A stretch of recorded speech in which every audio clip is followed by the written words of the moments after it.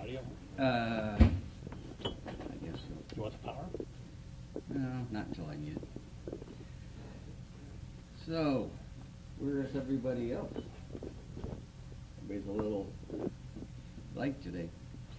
Our illustrious friend, Robert, I called him the day before, 2 days before, and I says, "Are you gonna make it?" Oops. "Are you gonna make it?" And You want the he chair? You said, want this chair? I like to stand once in a while. Okay. He said, "No, I'm going on a, where was it, Santa Barbara. He's going to a walk. Breast cancer walk. Breast cancer walk. Says he's got to make sure he protects all the boobs." Thought he was funny. Anyway. He means his buddies, not what we think it does. You know. Yeah. Everybody's had a month since last time to, I'm going to try and do his job, you know. Problems and questions and things like that. Yeah, you found out you can't load pictures on an iPad. You Unless cannot. You can load them, but you can't view them. You cannot, well, you're saying you can't load them, which isn't No. true.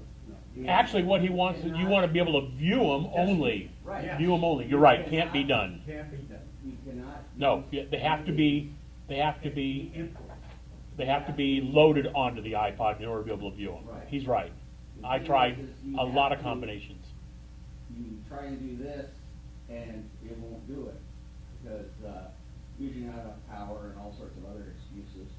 The only thing you can do, Tom, is when you go to import them, if you interactively import them, you can see the small little Yeah, picture. the little company. It's pointless. Now, here's the other thing though, Tom, is there is what's called a camera kit. It's two connectors, I've got them down here. Yeah, I got them. Okay, and if you use your camera, and your camera has, uses this, SD cards, Yes. then you can plug the SD card in, you can see them, you can migrate them in. No, you can't. What do you mean? You have to import them. In order to be able to display them on the screen, Okay, they so you have to be imported. imported. Yeah, we were Okay. hoping to just be able to You display build them. the iPad. Right. Now, the thing is there was a deal, and I'm gonna test it, I can't seem to find any. There was one thing we ran into where if you transferred a picture, if you wanna bring your bike inside for safety, okay? If you want to take and, you're importing stuff from your iPhoto library that you didn't take with the device, once you transfer it, you can't throw it away from the iPad. You basically have to go next time you sync and uncheck those that you don't want, okay? Excuse me. Frank, just to let you know, we're not allowed to have any food or beverages in here. Isn't that all that stuff on the back table here? That's why. Oh, that's something that they had here. That's theirs. So since we're getting this place for I free, saw other people there. no, so- I agree, but since we're getting this place for free, and this was their request, It's got a top on it. well, that's all we need is one time for something to go wrong and Yeah. get us booted out. So who's Hirsch? Did we get the mouse project solved? Hirsch, JC, what was his deal? he said that his, Bluetooth mouse. Oh. Never connected. Yeah, basically, I talk to him. Sometimes I'll see stuff online and I find it's easier to call the person and go back and forth than to post back, forth, just sometimes a little takes too much. What I did was I called him and I says, "Do you have a wired mouse?" And he said, "No." I says, best thing to do is have both. If you have, wireless keyboard, wireless mouse, you should have a wired one stored somewhere around the place. Even if you go buy a cheap $7.95 one over at Micro Center or Fry's, because the thing is someday you're going to need it, and it's really a pain when you can't. It's like I had a guy with a a bad R key on his wireless keyboard, and nowadays there's no way to fix them. It's just basically in the trash. Go buy a new one. So, and Can't they're- replace the entire keyboard? You have to replace the entire keyboard. Okay.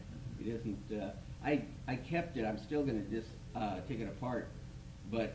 This is a it's- laptop, I No, mean, it's a desktop. Oh, okay. That's one thing that the laptops, the desktops have over, the laptops, is the laptops have a little, shut up, a little spot. I don't know if you can all see that. How many people have laptops first? Okay, got quite a Most few. of us, yeah. Okay, right below the black plastic piece here is a gap. And that gap is where, and it's very interesting too, I found this out by taking the things apart so many times. You see a dust pattern on the bottom of the thing, on the bottom board. And what happens is, I always thought that the air came in one direction and was exhausted out the back. Basically what it does is it pulls air in and exhausts it out the same direction. So it's pulling air in and pushing it out. The heated air, it pushes it out. So what happens is, anytime you have your computer down on the table and somebody, not you, oh, I didn't have a copy in my, and so what happens is, it'll get knocked over, it'll fall, go across the table, right in, okay? So, what I've done, and I've not been able to get in touch with these guys, but I bought these back You at, can't find them anywhere. well, They must have gone up. I just haven't had the time. I just haven't taken the time. But the thing is, this is one thing, okay? Keeps it off, gives it airflow underneath. Yeah, and this they stopped making a couple of years back, and I I know. found one for a 15-inch, and I glued it with To those the sticky bottom? pads Good. onto one of these spec cases. Good. And so, do that. The other thing is, I've seen the, over at Micro Center, I've seen the 15-inch fan bases that lift it up and put some fans underneath it. $7.95, $12.95 is the cheapest insurance, because sometimes if you pick up your notebook and you feel the bottom when it's resting directly on the table, what's going to happen is it's going to be hot, because it has nowhere to let the air go, and you want to get as much air circulation to keep the thing cool. One other thing on notebooks, don't use them on your lap. I know they call them laptop. But Unless you have one of those air fan cooling pad things. right. But the thing is, don't do that, and don't use them on the bed. And like say, not where you're sitting up and like you got it on your knees or something like that. But I've seen kids, mostly young female girls, young females, who they sit on it and they've got a comforter. Well, the minute that thing goes down in the comforter, what happens? No airflow through this, and they burn up. So, you just got to be aware, and these things will last you a long time. If you treat it like shit, pardon my French, for the lady there. Okay, I have to talk to you, young lady. Then what'll happen is you'll treat it like crap, and you'll end up with a pile of crap. So treat it nice.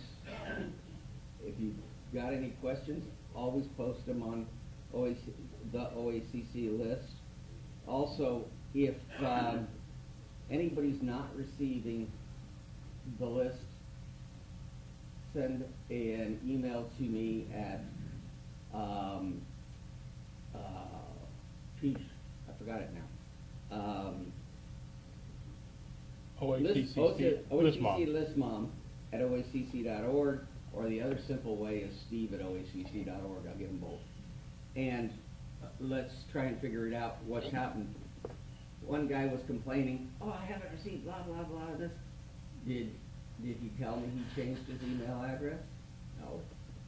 Okay, so you've got to keep us current on your email addresses. They announce the same way. If you didn't get Greg's announcement every month, then make sure that I have your email address. Now, I started last Labor Day. I started Labor Day auditing our mail servers, and so if you've changed your email addresses recently, or you haven't renewed, that comes with the $20 membership, is to cover. I just talked to the guy who provides the services for us, and we pay him a couple $100 a year to host this on his server, and it works really good.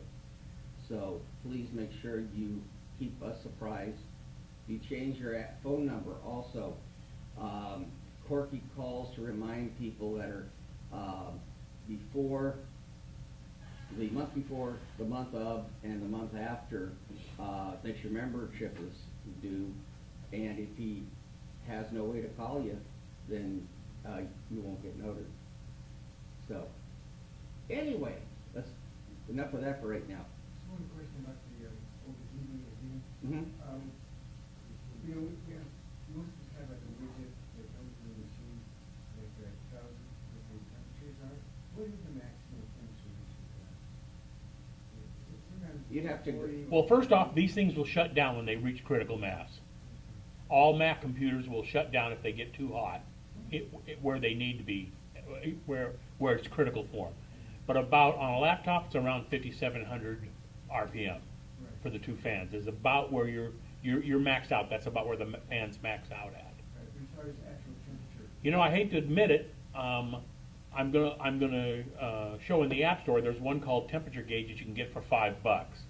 That puts a spot up there on your menu, and you can choose which one you want to show. I personally use one called iStat, Yeah. and I use that up in the menu bar. And the latest version of iStat, you can actually set, I want the fans to run faster or slower. You can actually set your own prerequisites, because maybe you don't want it running as fast as it, or maybe you want it running a little faster all the time to maintain a little more cooler. You actually have some control over that. It doesn't give a constant display up there, but it allows you to pick and choose. I think that No, you can have the newest version doesn't. I haven't figured out how to do it. Why do they do that? I don't know. The newest version of iStat won't let me show. I used to be able to show the left and right fans, and I would see that right away. This version that I've got now doesn't give me that option unless I'm just doing something wrong and I haven't bothered to bug them about it yet or not. There may be an option to be able to do that, but it shows a lot more stuff. Right. And it looks to me like the one available from the App Store, called Temperature Gauge for $4.99 does the same thing. It actually shows the fan speed and the temperature up there in the top. So for $4.99, that might be worthwhile. To answer your question about the temperature, I've seen some of those apps, both on PC and the Apple. And actually, most computers measure the temperature at several different places. This one does. They'll measure it at the CPU, they'll measure it at various points on the board and so forth. So in terms of saying, well, at what temperature does this thing get to?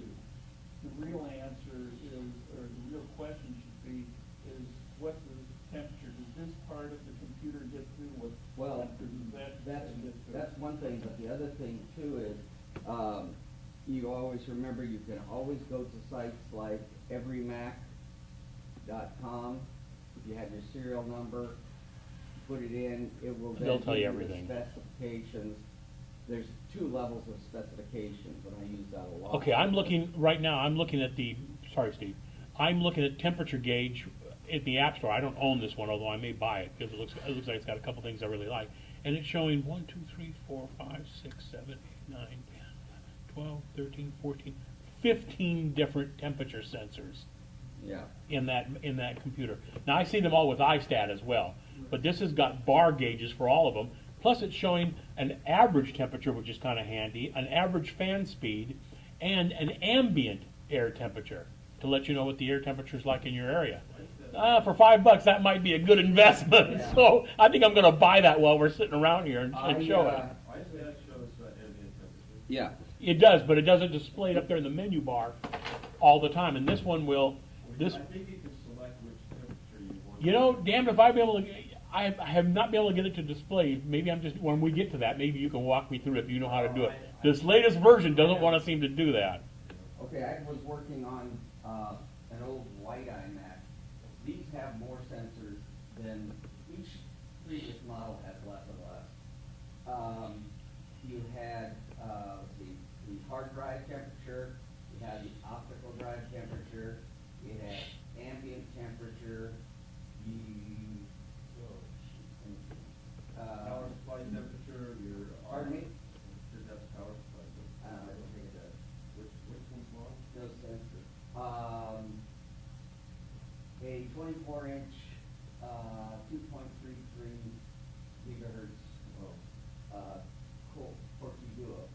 No, that should have, but I've got the, Well, all I know is there's a hell of a lot of sensors. And one thing, if you ever pull out or one of the sensors goes bad or something, you will have the fans will ramp up because it's not getting a reading, so it says, well, I might as well run the fans, and you'll hear it. It's quite noisy, so. Yeah. I have two issues this morning.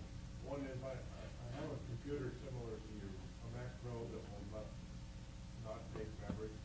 Right. However, when it does software is update, it puts in the update one Uh-huh. thing, and it wants me to update the memory, even though I can't. Yeah, So I don't understand that. you'd have to ask it for it at one. What do I do to get rid of the? Like I said, you'd have to ask it the Genius Bar. Oh, okay. See, I don't have my Genius license, so. Okay, real quick, I just bought temperature gauge. It shows 22 different temperature sensors.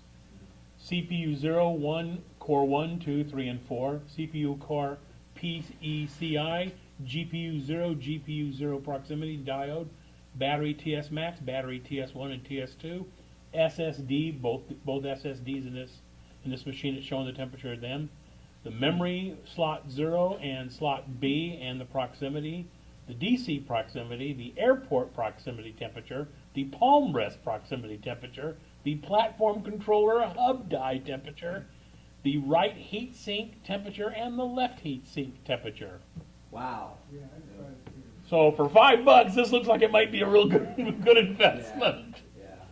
The only thing is. Because I've actually had you gotta know what those mean. Though. Yeah, that's true. And my old laptop was a Mac PowerBook. And on that one, when the hard drive crapped out, I went for a 500 gig hard drive.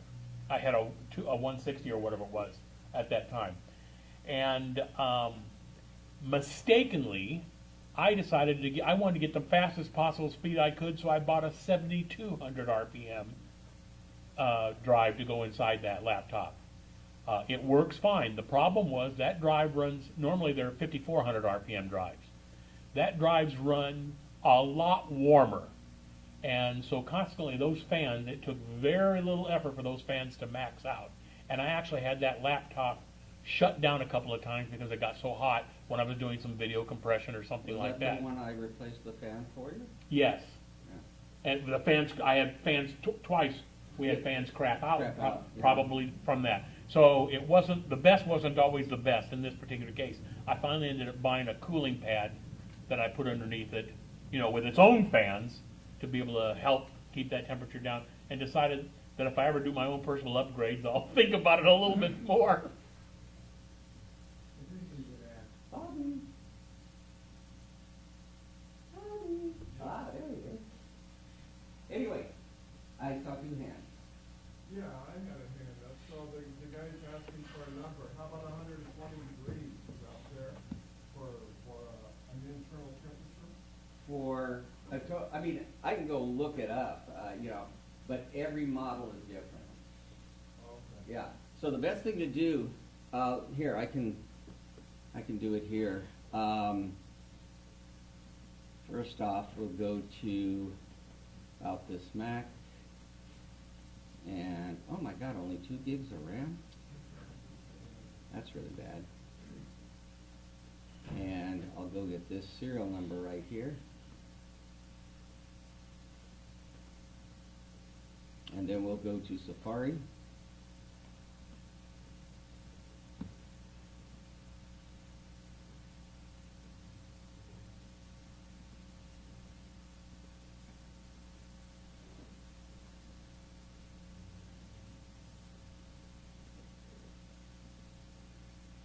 Now, there are a couple other places. Put a zero instead of an O.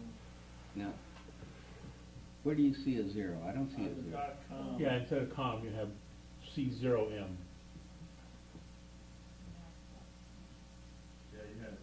In your URL window. Wait a second. You have mac.c0m. Oh, now it changed to that, okay. Yeah. Sometimes these things are a little slow on there. Oh, I thought that was a capital you put in there. No. There we go. Mac lookup.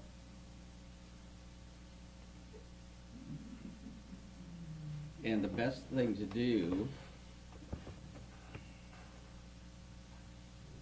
okay, you go to this page and it says enter Mac, iPod, iPhone. It'll do almost anything. You know, I have wanted to know the specs on a airport.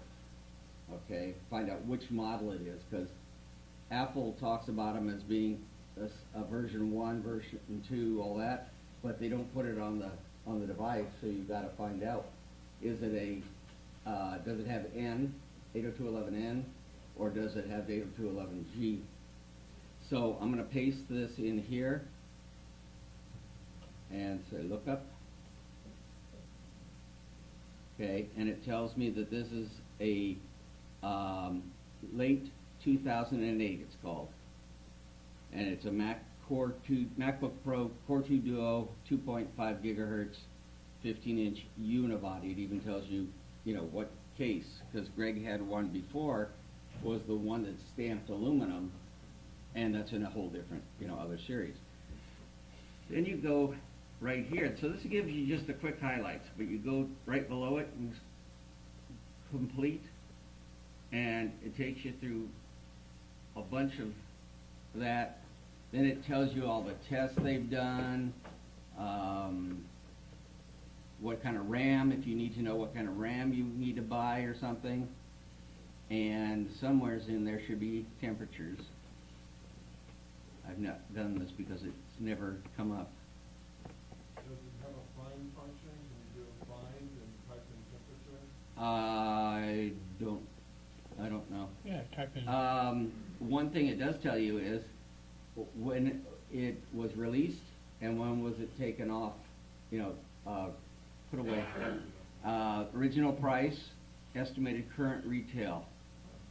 So that's not always correct because it's basically whatever you can get for it. Let's see here. Unibody. A lot of nice information that Mac Tracker and a lot of them don't have. That's really Yeah. useful. I just added that to my Yeah, list. yeah. Mac Tracker is nice, but this thing Yeah, this is gives this you is so much. hardcore. See now, if I type in temperature, it's just gonna say. Oh, I was thinking this was not the whole slide. Yeah, that's what I meant. Is it will just give me. Is there? Yeah, all that stuff. But there's a way you can find it out if it's important to you. What else? Nothing?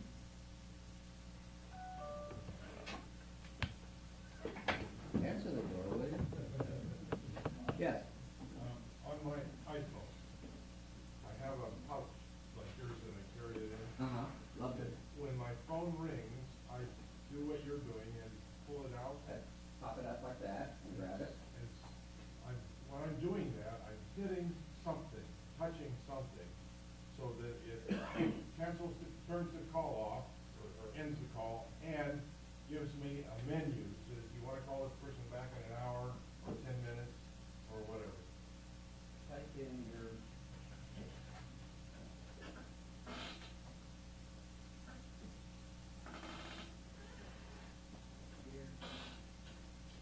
Type in your.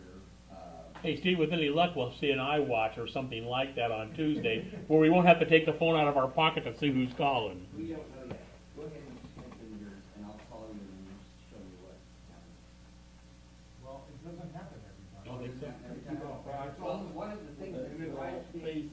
I take it out Close of mouth when when I'm it's off. touching something? Could be. Right, so what happens is, many times I've talked to people, and there's a list of reasons, okay? There's, 8 different people on the deal, you can scroll up and back and call somebody back. But sometimes when I'm putting it back, I don't close this screen, and all of a sudden, whoops, I just dialed my wife, okay? Because my finger normally wraps around. Well, at least you didn't butt dial And so somebody. what you should do is make sure you. Is there a comment from the peanut gallery over here? Sounds gonna be really good. Hit the main power button on top, that'll shut it off right away. That's the sleep wake button. 74 gonna be good enough? for It you should guys? be. Steve, that's one of the reasons why I decided to go with a case with a cover on it because of that. I was Your light's on. I know, I just realized that. I was notorious for So what happens? reaching in and grabbing the phone and hitting one of the buttons on it.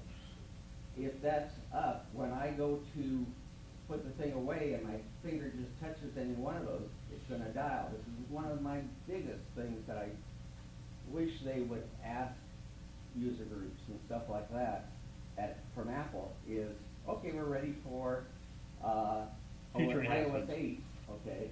Well, hey, user groups, we wanna just check with you, what problems are people complaining about that we could solve?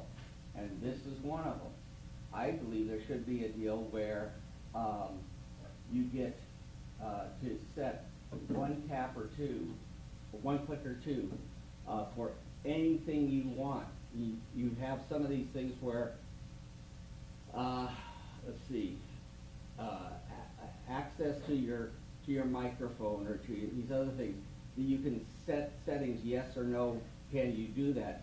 So for some instances, you may want to have 2 clicks.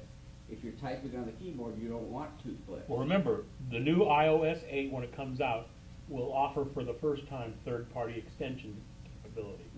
So somebody could easily bring out an extension for $1 or $2 or whatever it is. Yeah. That gives you what you're looking for that Apple won't. Okay, did we cover that? You're fine. No, that menu that I'm getting that asks me if I wanna call this person back in an hour, I've not seen that. I've never seen the one for a time. I know what you're talking about, like the recents or whatever it is. If as an example, Corky called me the other day, I'm on the road. So I'll pull the phone out of my pocket and look at the screen to make sure it's not my wife because she's hitting me up or something. But when I saw it was Corky, I figured, well, the hell with it. He can wait 30 minutes, I'll call him back. But it does give me on the screen right there that I can slide over, punch in my code, and call him back right away because that is active on the notification screen. So, how many people have been watching all the gibberish and guesses and stuff like that online? A lot of you? None of you? I tell you, I see it. Huh? Well, guesses, what's gonna happen. Yeah. Oh, Sorry. And, the thing is like, who cares? We'll find out on Tuesday. We wait 3 days, More exciting that way. How many people are anticipating going to these new phones that they're talking with bigger screen? Well, I know you would.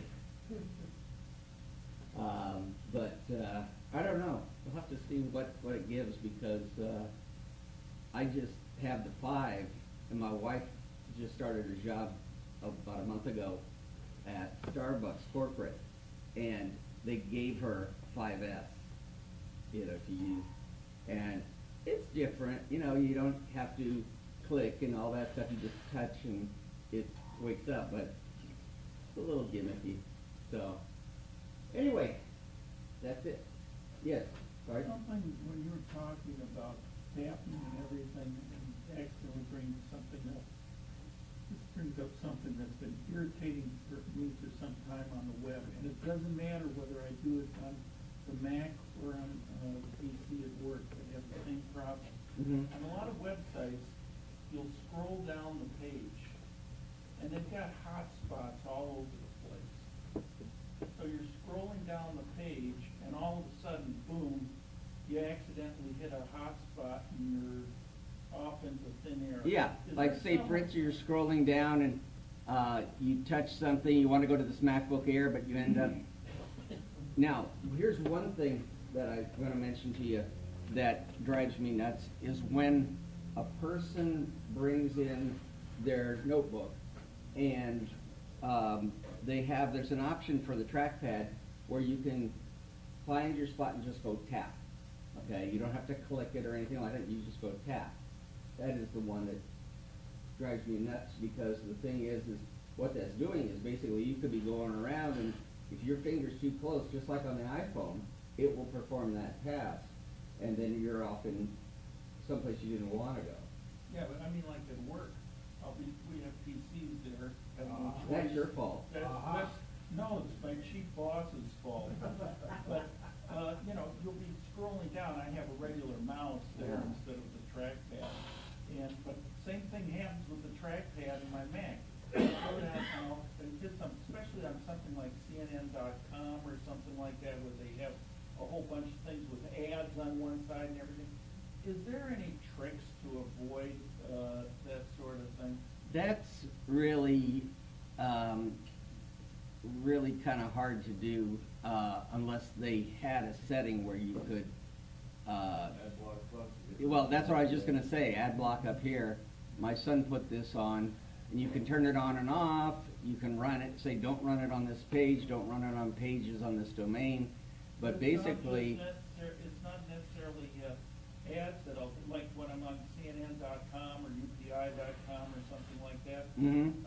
It might be something, I'm reading text of an article, scrolling down through some articles, and they might have a hyperlink on something that takes you to a definition of something, yeah. and you'll accidentally, hit See, that. what I did here was, under ad block, and I don't know if this is free or it's a small charge, but, The version of AdBlock you have is a charge. There's a version of AdBlock that's a Safari extension that you enable it extension-wise off and on, that's all. Right.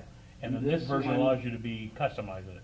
so what I did was, I had pause ad block, when I touched it again, it gives me back the first page of different things you can do. But, you see the ad is there, but I've turned it off. Well, the only way to get it to go away is to Refresh the uncheck it page. and then refresh your screen by that little circle thing, the little circle When there. you draw script, it only allow what scripts you want to run. I thought a good solution would be for the gentleman to use page down to scroll and read his text instead of leaving working with the Oh, mouse. that's an idea. See? That way you're just pushing, you scroll up a whole screen. It's true. And then you continue. Good point. I totally forgot about that. Simple. Basically, what he's saying is just taking, you wanna go down the list, don't be messing around like scrolling it this way, just come over here. Or use the cursor Or- keys. Or Use your use cursor the- keys. Arrow key? Yeah, that works. Well, Oh. my arrow key is only doing one line at a time. You can change that. Oh, okay. And you can also have it move a, Doesn't have to be on the scroll bar. you can also change the scroll key to jump a page at a time. Okay, so you can set that under, preferences, Mhm. keyboard? Let's see. So is this ad block a pretty good program? Oh, yeah. It's very good. Boy, you saw how many ads and the size of them, Yeah. you know, came up, and, the more, many of these places are just filled with ads, and it's like, just agonizing when you're looking for something and they got this, oh, you won this, and it's like, geez, give me a break, you know? Because that's all the internet is for people to sell you stuff. I mean, we got a lot of good things with it, but it's a lot of crap, a lot of stuff that just, And hack nudie pictures of celebrities. oh, yeah, right. Give me a break. Well, wait a minute, it's not just to sell you stuff, it's also to steal your information, wipe out your bank account. Well, that's a different story, you know. So it works on iPad? I haven't checked ad blocker for iPad, but, maybe someone can look it up. Anyway, and there was, yes, I have a comment. Anybody notice what happened with the Apple stock after the penetration? Yeah, it went down a couple of bucks, big deal. $4.23 went down, it's the equivalent of 20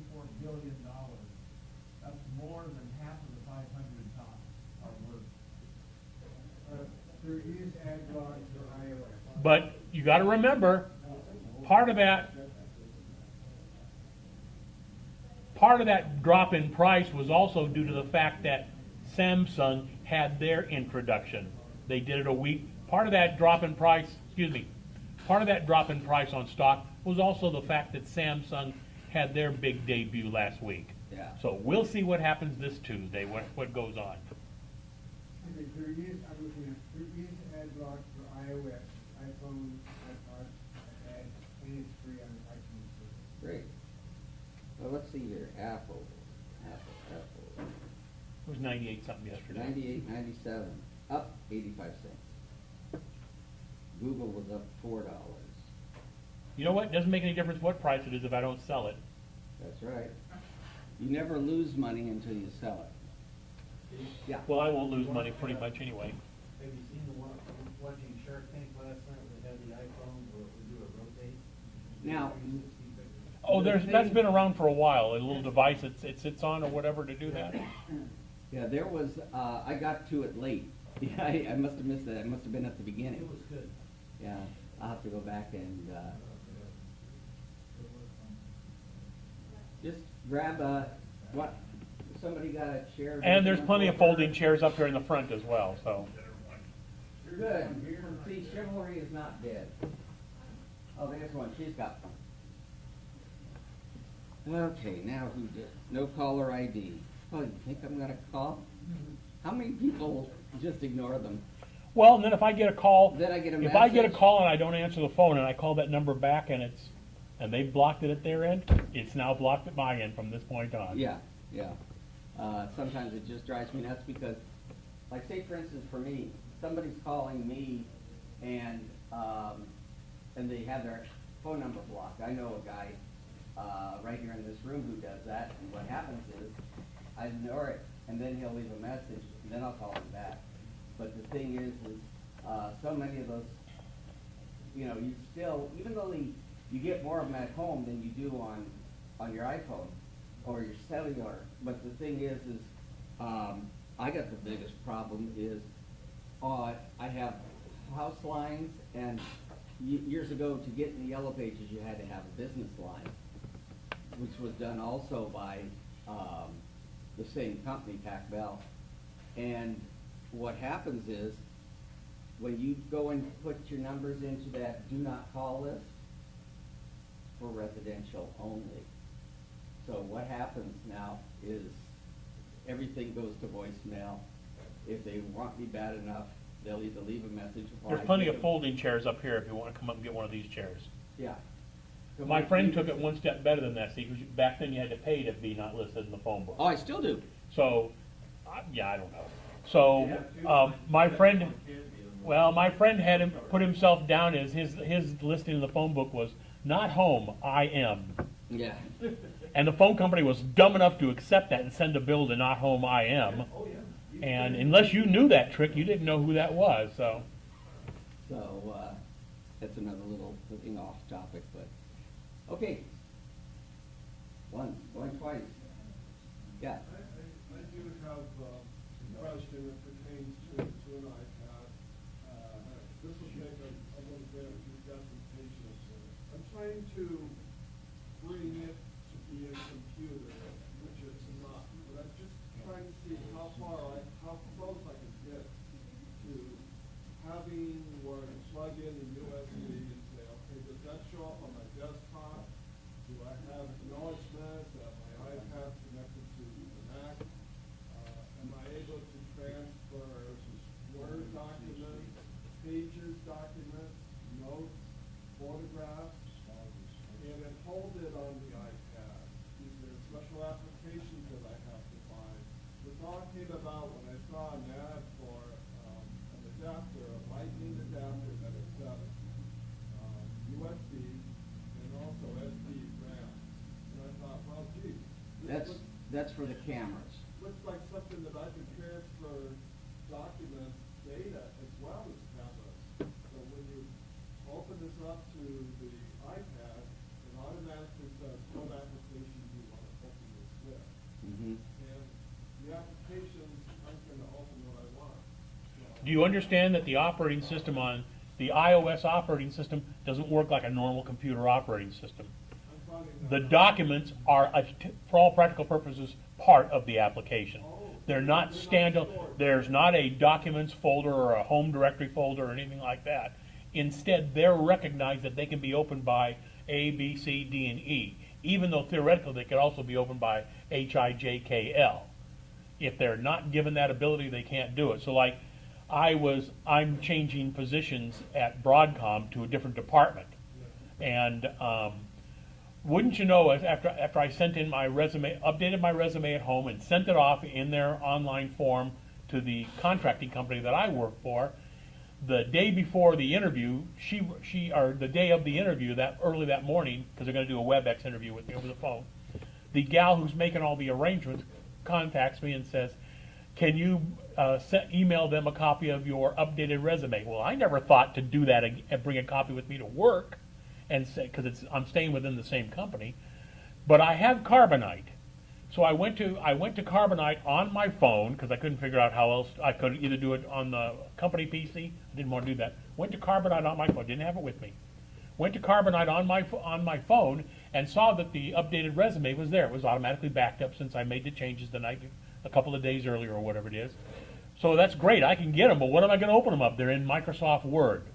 So I either have to go get the Word for Office viewable thing, or I remembered, wait a minute, I already have Pages. So I opened them up inside of Pages, and from Pages it let me email it to myself on my company computer where I could go print it out. So that gave me an option to do that. But the document would have been totally worthless if I didn't have something to be able to open it up in. You I- made your pages sensitive, did you lose all the formatting? No, Pages opens up all the Microsoft Word stuff. It only saves back in rich text format, but it will open up DocX and Doc formats. So all the formatting was fine. There was no problem there. And come to find out, she goes, oh, wait, that's right. You already sent it to me. I'll send it to him again after all that. But at least I found out that I could do it. It was doable. It was an exercise, Greg. It was. Many times, you find these things. What's your best image program on the iPad to open photos? Should I copy the photos over to iPad somehow? Which application shall I use? Well, by default, the Photos app, which comes built in, will open up all your photos. I didn't see that as a shared application. No, it has to be imported, Greg. Now, I got something. Oh, I see what you're I saying. got something. Well, unless you're recently- using iCloud and you're doing it that way. Well, that, well, the thing is Pull it up into the app. yeah, in the photos, you can say where you're going to get it from. But the thing is, I bought something over at Fry's, and it was like, I see a bunch of these things are returns, and I don't like buying returns. It's like if I'm paying close to full price, I'd rather have a new one. So I asked the guy, do you have any new ones? Sure, and I went back and got one off the other aisle, and took it home. My son's like always on the new stuff that I bring home. What does it do? How does it work? All this stuff. Says, Dad, I think I figured out why there was all those returns. It's because if you look at the outside of the box, it's external 250 gigabyte little hard drive. And so what happens is there's a way to hook that up in such a way, it's wireless, so that's good. But the thing is how do you transfer the stuff back and forth? That's the thing I want to find out, because if there is a way, then that would be a solution for you too, is to put stuff on there, but I just have to try it out. It was pretty decent price, I don't think it was $89. It might have been a little over $100, but still, it was the capabilities. My brother-in-law evaluates all these different devices for the iOS things, and he's got one that is battery operated, which is truly wireless. And he says it's great. Bluetooth or Wi-Fi. so it's Ethernet? Ethernet. Well, No. I basically also. Yeah. Ethernet's Ethernet, Wi-Fi's Wi-Fi. So this particular application, photo, I have the ability to point it someplace and say, open the photo there, or bring this up into the. Well, like Greg said, some of these items that you are opening and stuff end up being part of the application. So that would be something. Okay, let's to- clear that, because I've got a whole bunch, I've talked about this before, but a lot of people don't realize it, but I know Steve does too. I check the TUAW website, Oh. the unofficial Apple weblog, every day. At least I try to do it every day. Usually once a day or every other day or whatever it is, there'll be the best deals, free deals or whatever it is. And there'll be iOS apps, and apps that have been $4.99 will be free, one day only. So pardon? TUAW.com. T is in Tom, It's sure- UAW. TUAW, the unofficial Apple weblog. Okay? So I'll go check out the free crap every day. And if I see something that looks like, I don't need another word processor, I don't need this or I don't need that, I don't care. Guess what? I download it anyway. Why? It's free, and I'm a pig for free. Because once it's on my iPhone and it's associated to my name, I can delete it off the iPhone, and a year from now, if I decide, damn, wait a minute, I got that. All I got to do is just download it again. It's free to my name. So I've got, 500-600 apps. Not on this phone, that's stupid. Because I take every one that looks like it's got any value of any sort, and then I trash it once I've got it, number one. Okay? So now I'm looking at that deal, and I see the deals of the day. At the same time, they run across deals from Best Buy and B&H Photo and whatever. And we all know when Corky's here, he's not here today, so we can talk bad about him. He's got a computer that's really old. It's running Tiger. That's the best he can do on the operating system. What did I run across? A 17-inch iMac for $139. What? $139. Now, the best operating system he could take was Snow Leopard, but that So moves him what? a hell of a lot Much, closer than what yes. he's at. And the shipping was free. It didn't come with a mouse. It didn't come with a keyboard. Well, But he's got a mouse and a keyboard because he's got a Mac Mini, so he's okay A there. G4. Pardon? He has a G4. That's fine, whatever. Yeah. He's got something. He's working with the CRT where the case is all cracked I and know. yellowing and It's, stuff. Wait a minute, it gets better. It gets better. So I thought, well, I'm going to go ahead and send him this link. He ought to check this out for $139. He's got that kind of email that bounces back because he's paranoid about who or what's going to email him. So it comes back and says, you need to fill out this request in order to be able to, because I'm doing it from my company computer. And I thought, you know what? You just lost out on this deal.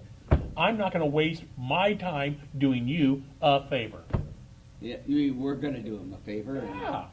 I For mean, $139, he'd have something that at least is from this century. We've tried to get on Corky because he'll call, he'll bring it, oh, my printer's not working and stuff like that. Well, Greg and I, you're not so much as it, this is an income for me, my main job. And I'm not about to go over and work for free on something that's constantly breaking. It's exercise in futility, as they say. Take and come up to date, and these problems will go away. Get a printer printers are $69, $59. I've even seen them at $39 for a name brand. So he needs to come up, and maybe you'll. I'm going to show something. Here's something I ran across. When I first saw this, I thought it was kind of a cool idea. Why don't I leave that to you for Okay, that's your fine. section? I'll do that. Greg's going to talk about it in A his couple section. other things. Who, what? I just had a comment about the older Macs. I still run my Mac Mini Power PC, and it works fine. There's nothing wrong with that.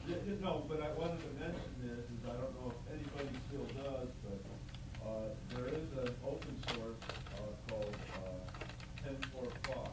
And what they do is they take Firefox, and it's the newest release of Firefox, and they incorporate it into what they call 10.4 Clock. So it will run on your older equipment with the updated stuff that's built in. Oh, really? I wanted to make mention of that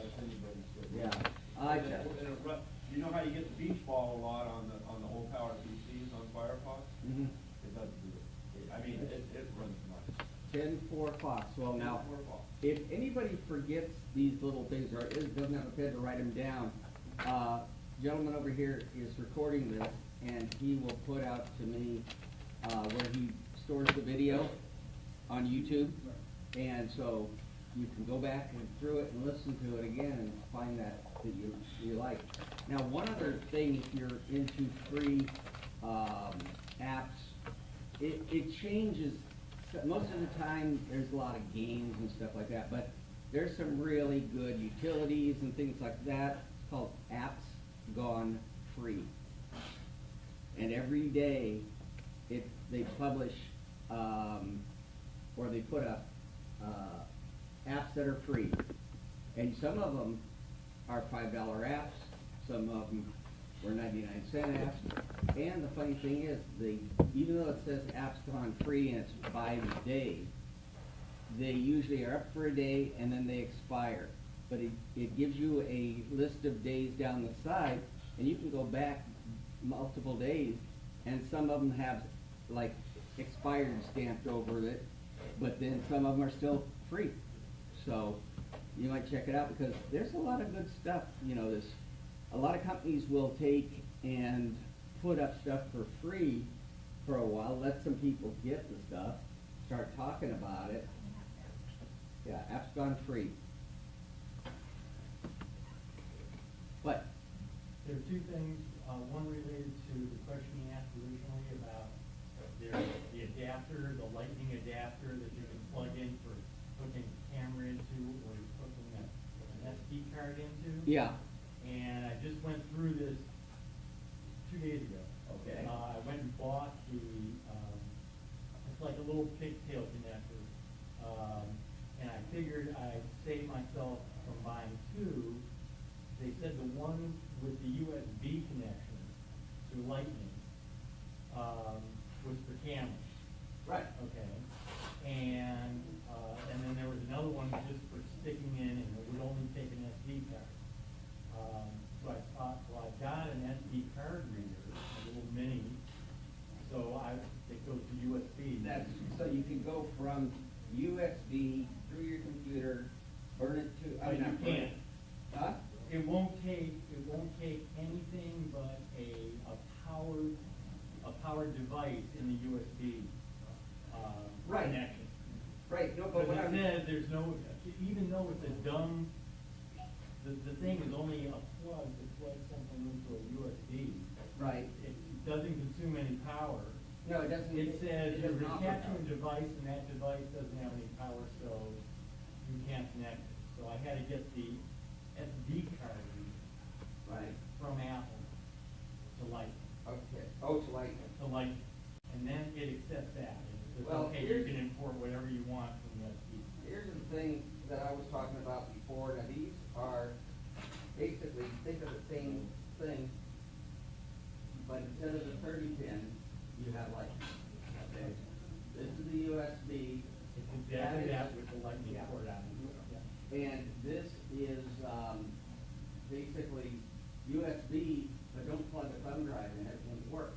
But it will take, and the camera that you're using is powered. So you don't have to bother taking the card out to plug it into one of these. Just do it that way, leave your cord there and everything, and plug it in. Now, out of my bag of goodies here. That's what happens when you're in this business. You gotta be connected to everybody. So, Wouldn't the powered hub work in that respect? If you put the powered hub up to that and then connect it this way? how you gonna hook that powered hub up to this?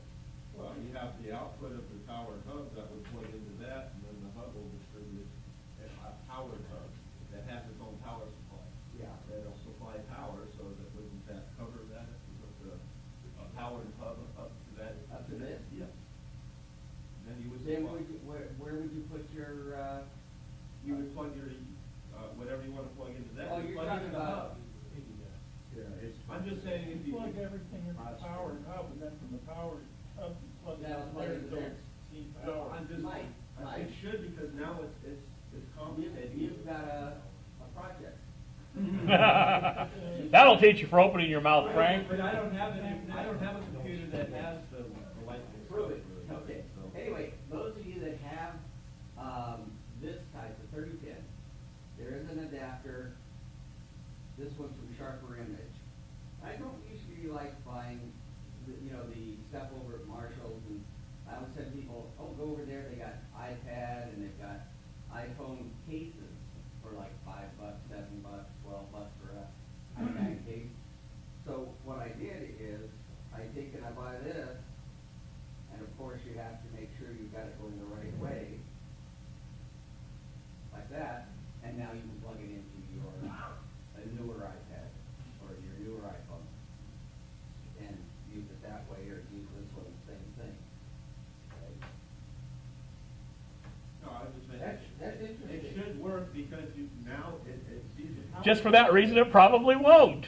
It's a thought. I'd be willing to bet Apple has a way of detecting whether it's coming off of a powered hub or device that's legit to power. Well, it's a standard power that's used for USB. USB is a universal Serial bus. serial bus. Should work, right?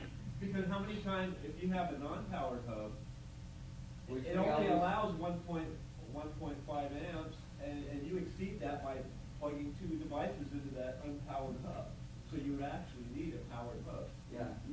In regular USB. It's That's doing a interesting. I'll try it. conversion, so I don't see why it wouldn't. Yeah. I mean, if you stop and think about it, and there is, the IEEE does govern what that. Well, I hope to get one in the next month or two. I'm going to wait for the October, because I don't have an iPad. Well, I'm just mentioning. And believe me, I'll be willing to try a lot of these weird things. They're cheap. Yeah. Pick them up real cheap, so. No, an iPad. I don't have an iPad. Oh, I don't either. I don't have an iPhone, an iPad, I got Well, two Macintoshes. that'll be and interesting. and I'll, my Mac and my I'll own take it power over, source. I'll take the project over for you so that you don't feel that you have to buy something. But. No, but I don't have anything that has. Yeah, I know. Speaking of what you were talking about though, you were talking about, and I just lost it again.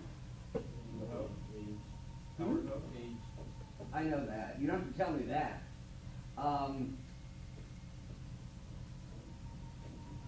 Okay, who's the clown?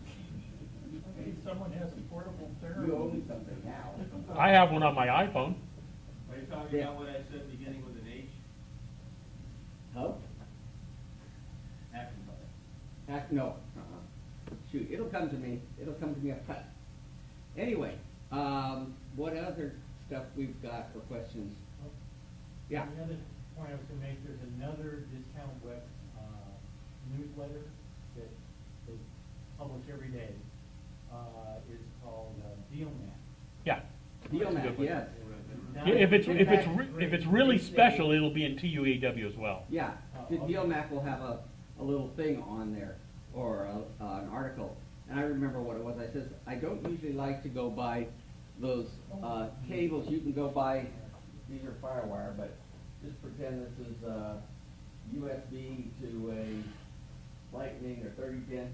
If you plug those ones that are non-Apple, they now come up and they say, this device is not Apple certified, therefore you may have problems. Yeah, I have a USB to Lightning connector in my car that does that. Yeah. And I just recently trashed a battery inside my iPhone. Now it was still under, it swelled. That's what the expansion was. That's why I Really? was getting the light gaps along I was just within a few months of my Apple Care going out. So I went down to the Apple store and they gave me Replacement. a replacement phone, Yeah. a 64 gig I replacement have phone. never seen those swell. Well, it did. I had a guy And with- since then, I've stopped using that particular cable, and, well, I'll come, when I talk about it. Yeah, but the thing is I had a guy come in yesterday, bring his MacBook Pro, and this thing has had all sorts of crazy problems, like, I've got a cable plugged in here to go to the projector. Well, what happens is, to get his display to work properly, you have to plug in one of these, what is that called? Thunderbolt to. No, mini DV, Mini DDI. DVI to DVI. Oh, I see what you're Okay, and you plug it in, you start the computer, now the screen comes up properly, because otherwise it comes up all garbled and everything. And then once he's done that, he can unplug it. And the computer, as long as he doesn't shut it off or restart it, will do the same thing. It will stay proper. We can't figure out what the hell it is. But he was having some other problems, so he brings it in and he's turning it over. And I says, wait a second, that doesn't look right. And this battery is really interesting because it's a metal cased battery. And this model and his are the same. It's a MacBook Pro, and most MacBook Pros, at least currently, have non-user replaceable batteries in them. Basically, you have to take it apart, then you have to have a special trilobe, which is basically like a pentalobe, which is 5. It's three contacts. And these are removable, but it's the first time I've ever seen a swollen one. Usually it's back in some of the older ones, they will swell. And the way you'll notice that is if your touchpad starts acting wacko, doesn't click right or anything like that, you check the battery if it's removable and see, or get somebody to look at it for you, because there's been quite a few swollen. Well, that was the case with my And phone. You could actually, if you powered up the phone, you could actually hold it sideways and see light coming from inside. Backlighting. And so what happens is, that's one of the reasons I tell people, get this thing up in the air. You know, these computers here, the desktops, who cares, okay? You're never gonna splash coffee up that high. You'll kill the keyboard maybe, but, you know, but these things, they're more expensive and they're more prone to damage that way. And I have boxes of them now. I use those not Permapack, the Coffee Mate boxes from Costco, and it fits perfectly a 15-inch notebook and the parts that were inside it and all that stuff. And I've had stuff pee in them, wine, Coke. It's just. Boy, when you party, you really get carried away. Yeah, don't I you? do. I just don't understand people that they treat them with such thoughtlessness, but Yeah, Maybe somebody else is buying it. could be. could be. They do it with cars. Yeah. God, they did an expose on that on one of those news shows. One thing I wanted to mention, you know, on my iMac, I've had to replace the hard drive on that. I actually ended up putting an SSD in it a couple weeks ago. Mm-hmm. And one thing I found is if you use a Samsung SSD, they don't have internal temperature monitoring. Oh. Doesn't matter whether it's a PC or a Mac, but the other ones do. Oh, good. Now, when I put it in, I put a Samsung SSD 500 in my iMac, and that actually there was no mounting to really. I had to make my own mounting for it. It's called Mickey Mouse, right? Not Mickey Mouse, I did a pretty good Just job. saying, that's what we But used to anyway, do. there's an external sensor that goes on the hard drive to sense the hard drive. Right. There's a And little black. you have to make sure that you put that temperature sensor on there, because that governs the speed of the fan. That's right. Now, one thing I've wanted to do with this one has a 1 terabyte, which I've got divided up into to 2 partitions, and I haven't used nearly any of it. You know, the stuff like I don't have my iTunes library in there or anything like that. But I've seen and I purchased the 250 gigabyte or 240 SSD, and there is a bracket that you can buy from, I think it's Otherworld Computing, where Oh, it's- instead of the CD you player? take it, the CD Yeah, player. fits out in of place it. of the CD You player. have it, Yeah, you so don't use that it. wouldn't work in mine, because mine is IDE, it's padded, it's not. The connection in my iMac is padded, it isn't SATA. You have to be careful with that, because I've got an early 2008. Yeah, I had a situation recently See, I was where. gonna do that, and then I found out it was padded, so now I don't wanna spend $150 for a 120 gigabyte padded drive, because I wanted a big drive, because I've got mine partitioned twice. I took a terabyte out, but I had 3 partitions. Mhm. I had 10.5, 10.6, and 10.9 on it. And the new one, I've got 10.6 and 10.9 on it. Well, what I want to I do. want the 2 different operating systems, because I like the features of 10.6, and Right. versus, Well, that's what I wanted to do, Frank, with this, is to take that out, put in,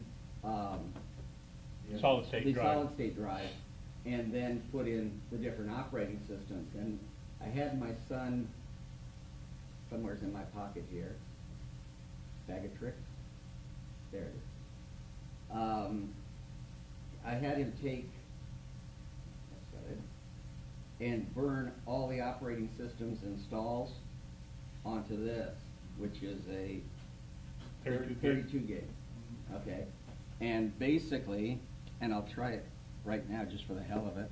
yeah, you should be able to run the operating system right off that if you install it on there. Well, that's the thing is this, first off, running a thumb drive is much slower than Yeah, a solid very state slow. drive. Oh, no, I understand that. because Right. You're limited to the bus speed of the USB. Exactly. If it's 3.0, it'll run a lot better than 2. Now, see here, when I plug it in, this is the image of the installed disk for 10.9, 10.7, 10.6. Right. And so if I was to take and say, restart, We're gonna lose the video display. let's see here, So we won't be able to see you picking it. just a minute, Let's see what happens. Well, So this will show something like petition matching or not too much OS you want to do. well, right now, see, this is what it's gonna come out as. Actually, the current operating system, I was surprised, because I had used Partition Magic on a PC. You had the ability for the last 4 or 5 generations to be able to put Boot Camp on there. And there were some hacks to be able to take, rather than installing Windows in the Boot Camp partition, to install another Mac operating system. And the idea about doing that, about live partitioning, was so that you didn't have to back everything up, reformat the drive, partition it, and then reload it back in. Guess what? The current operating system allows you to do live partitioning without any hacks. It's actually built in. So when I added Yosemite here a couple of months back to be able to demo, because I was going to do exactly that. I was going to back the hard drive up. I had 200 gigs, so I was going to of space available. I was going to back the hard drive up, reformat the drive, partition it, load Yosemite on one, and put Mavericks on the other one. I didn't need to. The current disk utility allows you to do that, and it makes the if any data is encroaching upon that area, it moves it around for you automatically. So that's a nice enhancement built into the operating Okay, system. so what Greg was mentioning is, you can't see what my screen shows, but basically it shows the original hard drive 1, then it shows OS X 10.6 Snow Leopard installer, EFI boot, which is another installer, and Mavericks installer. And then you pick one. Steve, why don't you just turn the computer around and then see your screen? It's like when you hold down the option key when you start. Exactly. you have- That's actually exactly what I did. Yeah. And so you've got those there. You can choose. So basically what I. There's more chairs really- up here in the front, Jeff. There's folding chairs up here in the front. Over here. Here, and click on that, and we'll see what happens up there. I guess it would be the alt.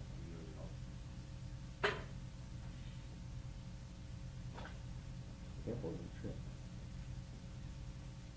And see, if this was not in a thumb drive, it would go much quicker. But the thing is, the thumb drive is convenient. I got everything in one spot, and it goes in my pocket. And it's still faster than a DVD drive. Oh, yeah, yeah. Anyway, well, everybody's got their questions answered for now, because it's 10 o'clock, and I want to let the master of surprises. Yeah, over too bad he here- didn't show up. No, you've got all these things to tell us about. Oh, wait a second, is that it? Oh, there we go. Okay, there's your installer. So, you basically have them all there, you just pick which one you want. So what's the price for these tech tools that are talking about? Ah, Well, I'm going to talk about some free ones, but Tech Tool Pro is $79.95. But it is, Tech Tool Pro is good.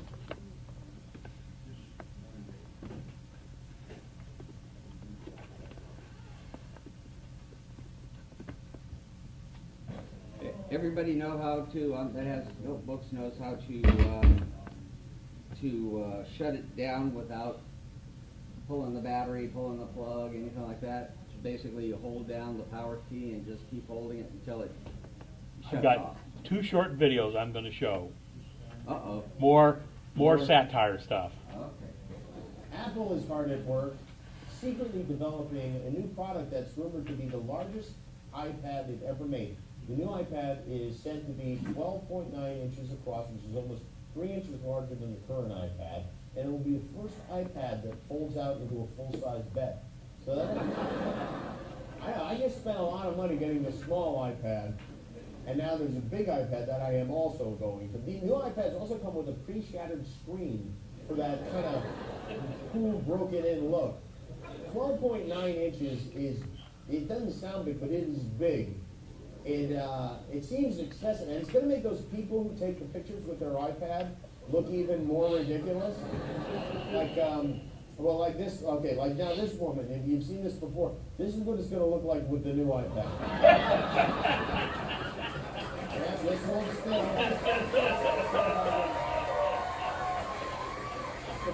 Yeah, there we go. Okay, there we go. All right, perfect. So go buy that. Or you can save $900 and just hold your current iPad a little bit closer to your face. Hi, I'm Jimmy Kimmel. And this was earlier this week.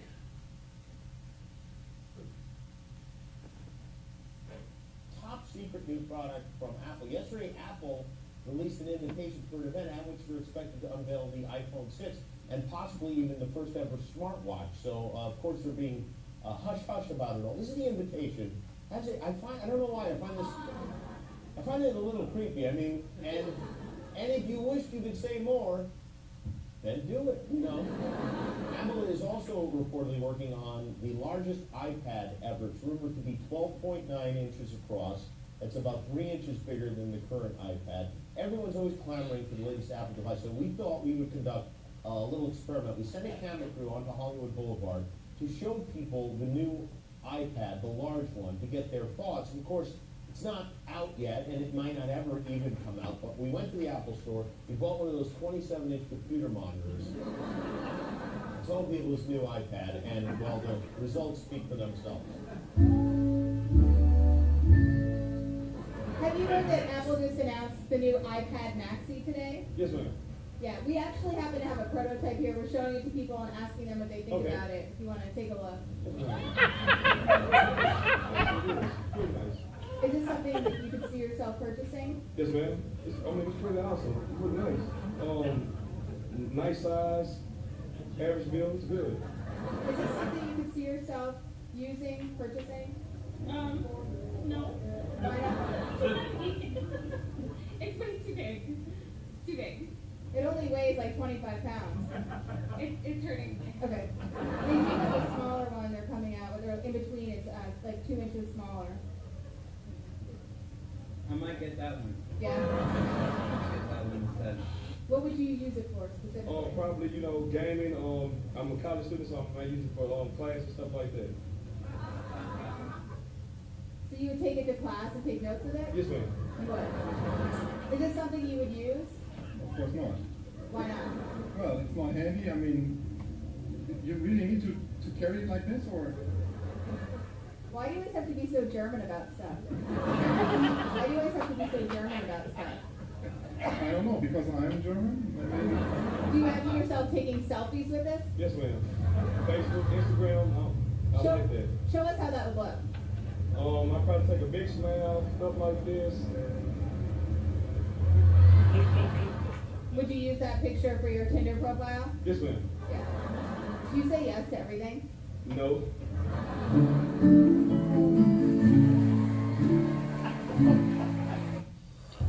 Hi, I'm Jim. It's amazing what people will assume is real.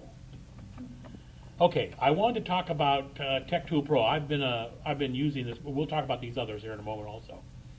Yeah, whatever.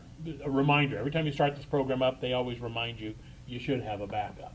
And you know what? You should have a backup, whether it's a time machine or whatever, just some kind of a backup. If I have one more person come in that doesn't have it backed up, so Now, I found out using this program, by default, I've normally got 3 2-terabyte drives plugged in. iTunes, the iTunes movies, and the iTunes TV shows plugged in, and I've got a 500 gig hard drive in here. If everything's plugged in at one time, including my 64 gig micro SD that I've got in here, and I click on check computer, this will probably take about 5 days, because it's going to check every step there is hard disk wise. I let it run for 13 hours. It finally got through like the second 2-terabyte drive. And so I wouldn't recommend just generically running the check computer unless you got nothing else going on. It builds a huge log file, which is full of information that means nothing to most of us. However, you can come through here and just check specific things. So like if I just run the memory test, that only takes a few moments to do. And I've got 16 gigs of RAM in here, so it's going to test all 16 gigs. So the check computer basically is a test of all these different utilities that are built into here. How valid the file structures are, what your video memory is, the hard disk themselves, volume structures, smart check for the way the current operating systems work using SMART, and also surface scans. That's the slow part, is the surface scans. But the nice thing is you've got a test that can, this is, that's interesting. Notice the temperature. This is that temperature utility we were just talking about. And notice the temperature really jumped up here on the CPU 1 and 2, and just because of all the effort that it's going through right now. It's doing more work, so it's raising the temperature. This is that $4.99 utility that Stuart just bought and I just bought, because it was the first time I'd run across. And you can, there we go. See, it's really getting up there. It's not gonna get to the point where it's going to shut down, but it's letting you know you're getting up there in temperature. Yet the combined, the fans combined right now are running at 4425. I think on this machine they're rated at, well, it shows down here 5940. So the left one is running at this one. Yeah, this hasn't caught up. Here we go. It's 4800 and 4426. And it looks like we're almost finished with whatever it's doing. So it's only doing half the RAM at the moment.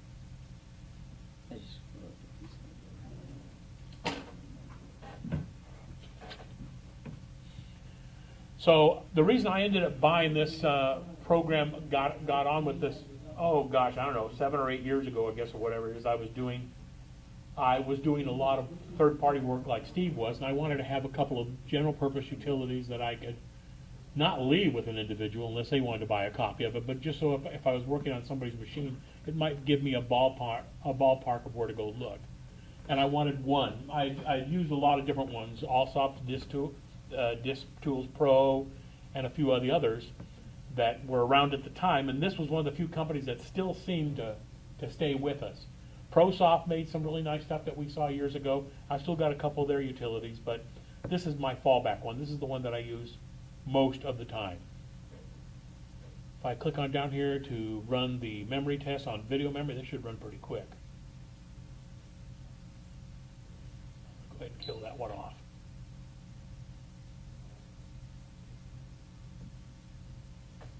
And see, this is going to take a while for this to, here we go, it's starting to do the, oh, I'm surprised we still get a video display. This is doing the various video tests. It's mostly looking for stuck on or stuck or off pixels, which when you do a solid color, it's very visible when it happens. My old PowerBooks, both both had a couple pixels that were off. I never ended up with one that was in a stuck on mode. But the Retina displays are a lot better. And then when you get the reports list, and you can come over here and take a look at, see what's been done. See, it sees that the other drives were out here, and the volume structure did a quickie on it, or whatever. Well, that's also back in August when I ran those. So, I think if you're looking for a general purpose utility, this one for $79.95 is pretty good. I will say that I have seen it advertised a couple of times in another reason for subscribing to TUAW is this company, along with Mac Deals, and you'll see bundles every now and then where they'll have this piece of software and 4 or 5 other pieces of software. I'll get these emails from these companies all the time. And like 1Password's a good example. That's $49.95 to buy that password utility. I bought it for $9.95 because it was in a bundle deal. And so there was like 10 pieces of software. The whole package was like $50. I already had 3 of those pieces of software to begin with.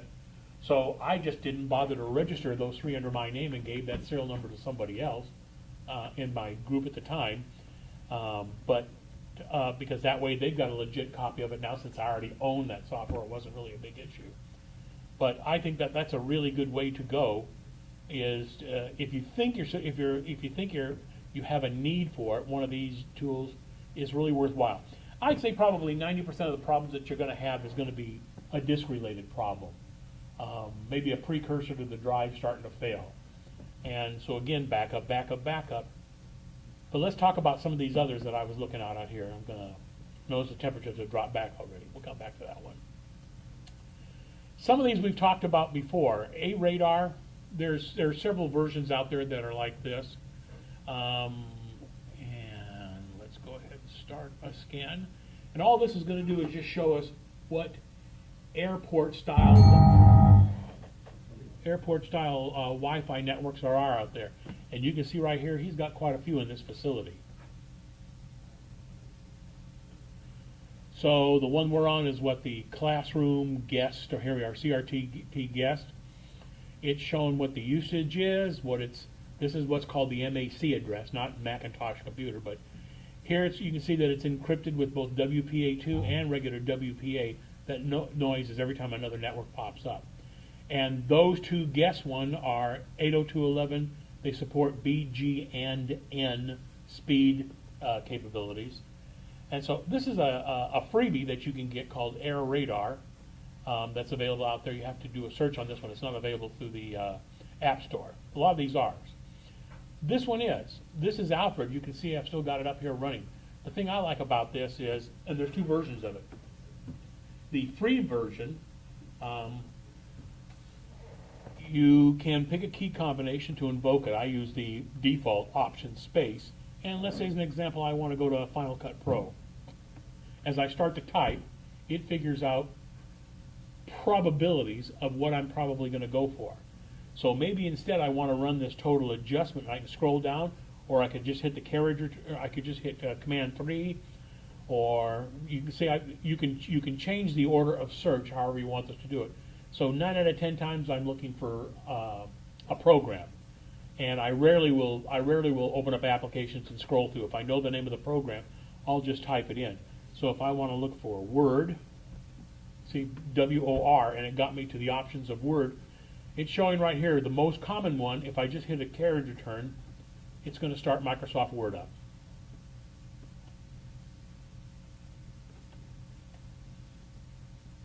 But I could have also done Command-Shift-2 if I wanted Apple Work 6, which won't work on this machine. It's even showing, I don't even know why I've still got it loaded on here.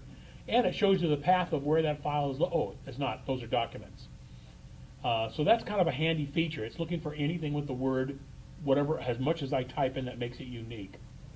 So if I leave it here at W, all these things show up, at least the first 9 or so of them. And then as I add extra characters to the search, I think this is probably one of the most useful little utilities I've ever run across, and it's a freebie. So I think it's well worth having it on there and customizing it the way you want. Yeah, you've got Spotlight. Spotlight's going to be a major improvement supposedly when Yosemite comes out. But if I typed in Word, it's pretty good about that. It's just that I don't find that it's as easy to get to, but you can see a lot of other options it's got to be able to scroll down to. So it's using the same search database to find the files. It's just I've gotten so used to using Alfred now. If you go for the buy, if you go for the paid version of Alfred, it will also search the internet for you. So, and it'll build history files. So if, as an example, I want to get to something, temperature gauge would be a good example. Before I loaded it on here, I could have typed in temperature gauge. It would have looked through my computer.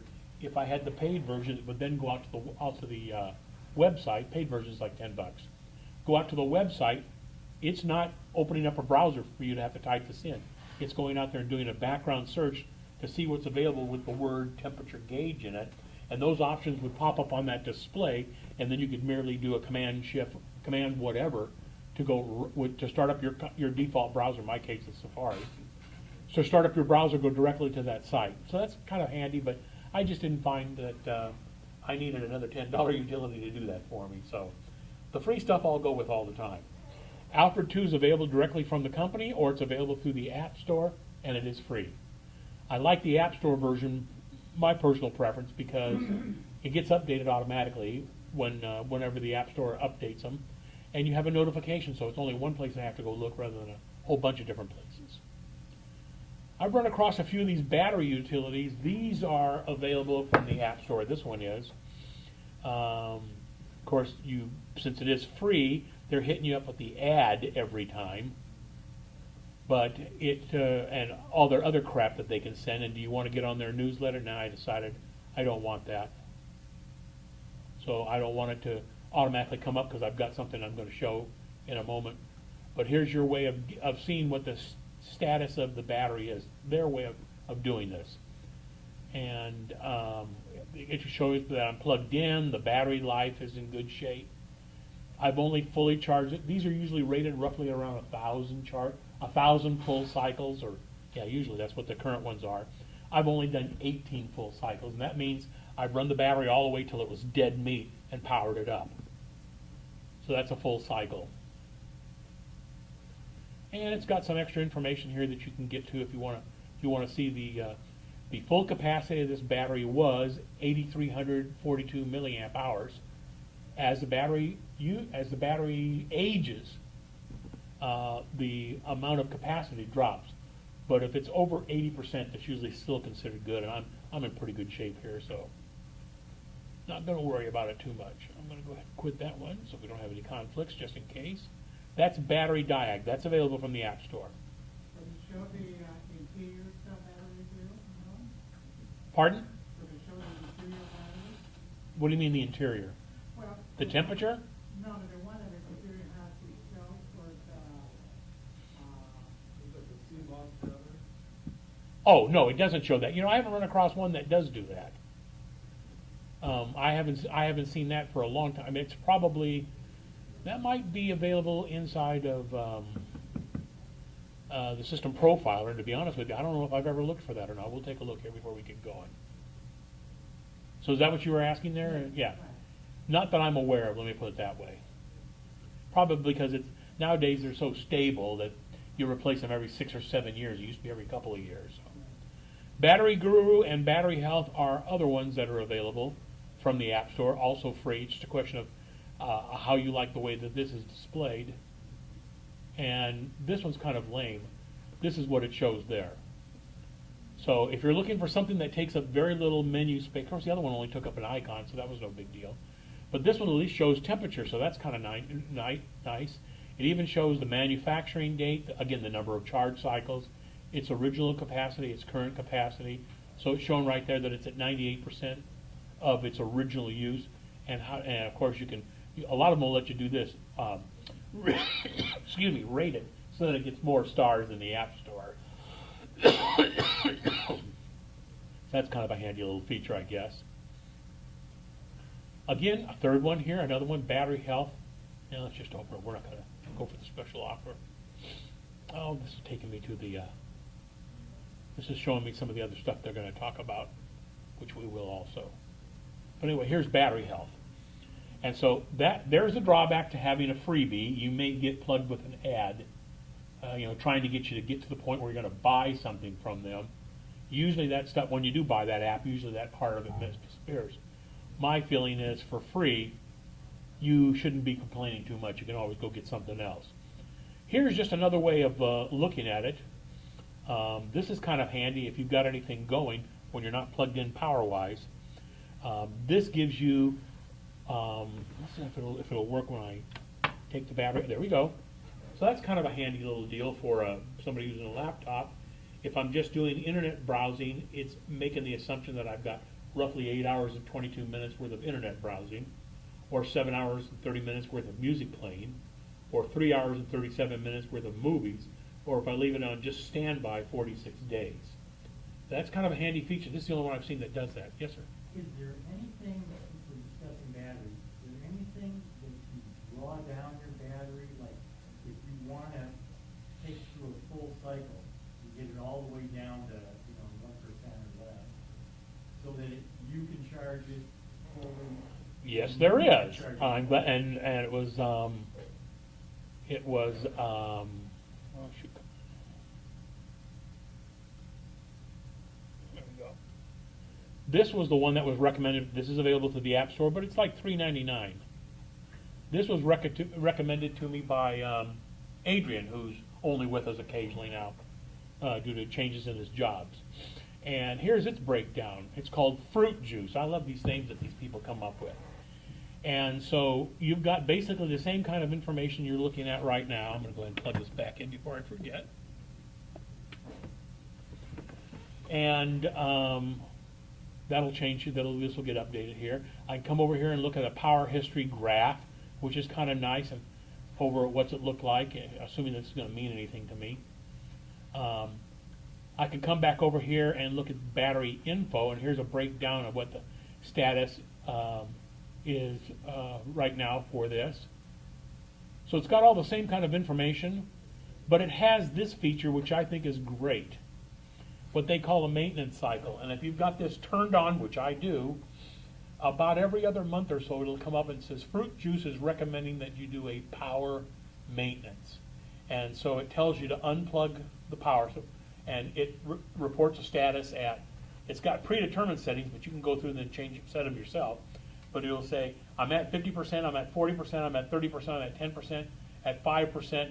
Now's the time to plug back into power. But it doesn't actually drain. Yeah, it does. Oh, it does. It turns on, it will run the fans at a higher rate, and that's about the only thing it really can do, is just everything that's got, if you're running on, the later Macintoshes had the dual video cards inside them, right? So you've got the more battery efficient video card, and if it needs it, it rolls over automatically to the more powerful video card. This automatically runs everything at the max that it can based on whatever you're doing at the moment. So I think that's kind of a nice thing for $4 to let it exercise it for me. The main thing is it tells me to do it. And I'm real bad about remembering stuff, but I'm pretty good about following directions. So that's Fruit Juice. That's available from the App Store. And I was, if Adrian's using it, it's a pretty safe bet. There's a guy who's really heavy duty into this. So I thought that was a good one. I don't know why I've got Bento in here. Okay, best display.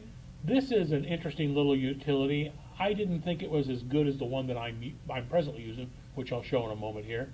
But this shows the presets that Apple's already got set in here right now, ones that are locked in, ones that you can change. This 12 by 80 by 800 is for the display of the projector.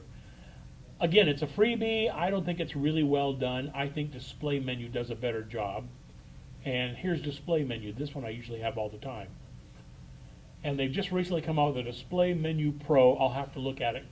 This is new. But the nice thing about this, here it shows on my LCD, those are all the different resolutions that, have you ever looked at the newer Macs? The newer operating system, Apple, in their infinite wisdom, decided to figure that we were too dumb to figure this out. So if I come over here and look at the built-in Retina display, and it's not going to show it because of the dual screen that I've got set up, so that takes care of that.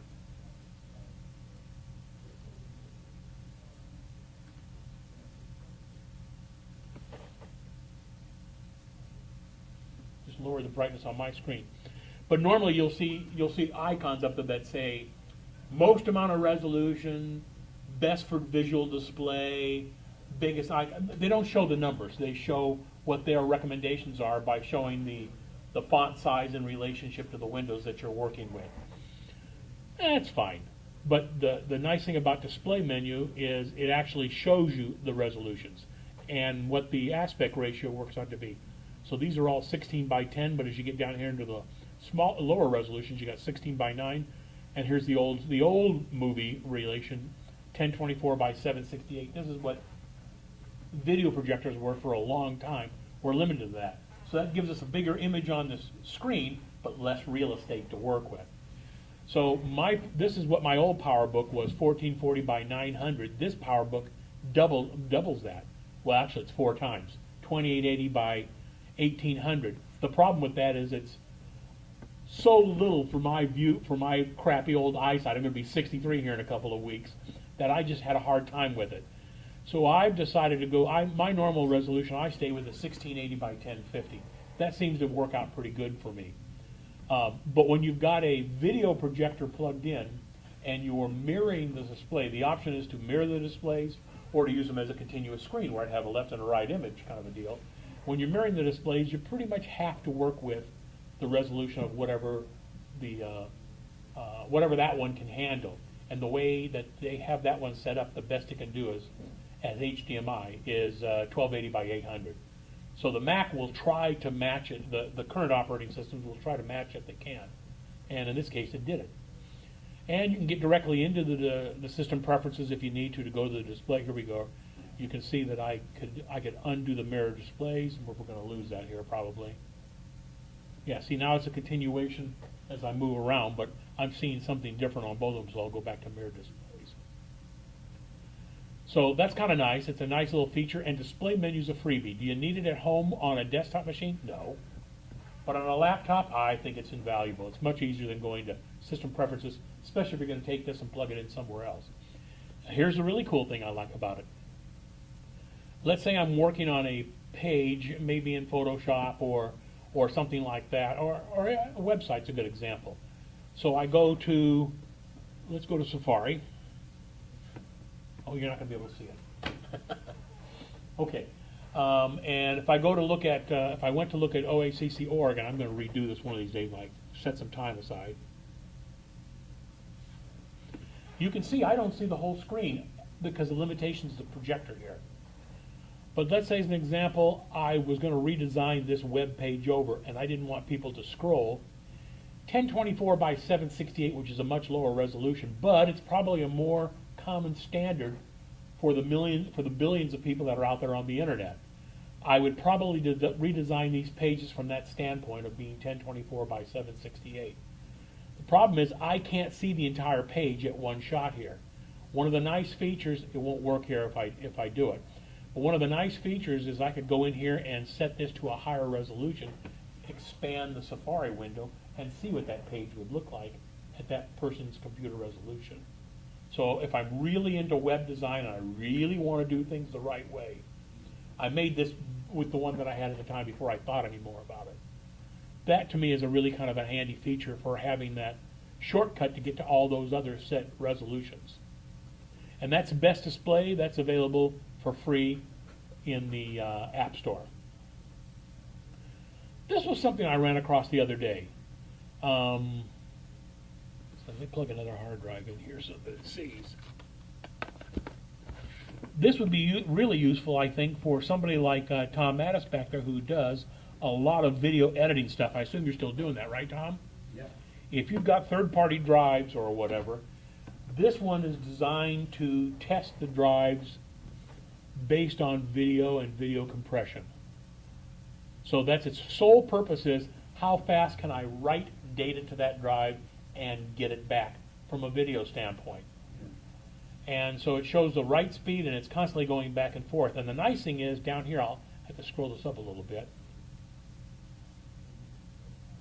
You can see I've got all these check marks. Well, if I was into doing 1080p at 50 frames, it's giving me a good check mark here, here, here, here, and here, but not so good if I was doing 12-bit rather than 8 or 10-bit, and not so good if I'm doing 4 to 4 to 4 compression schemes.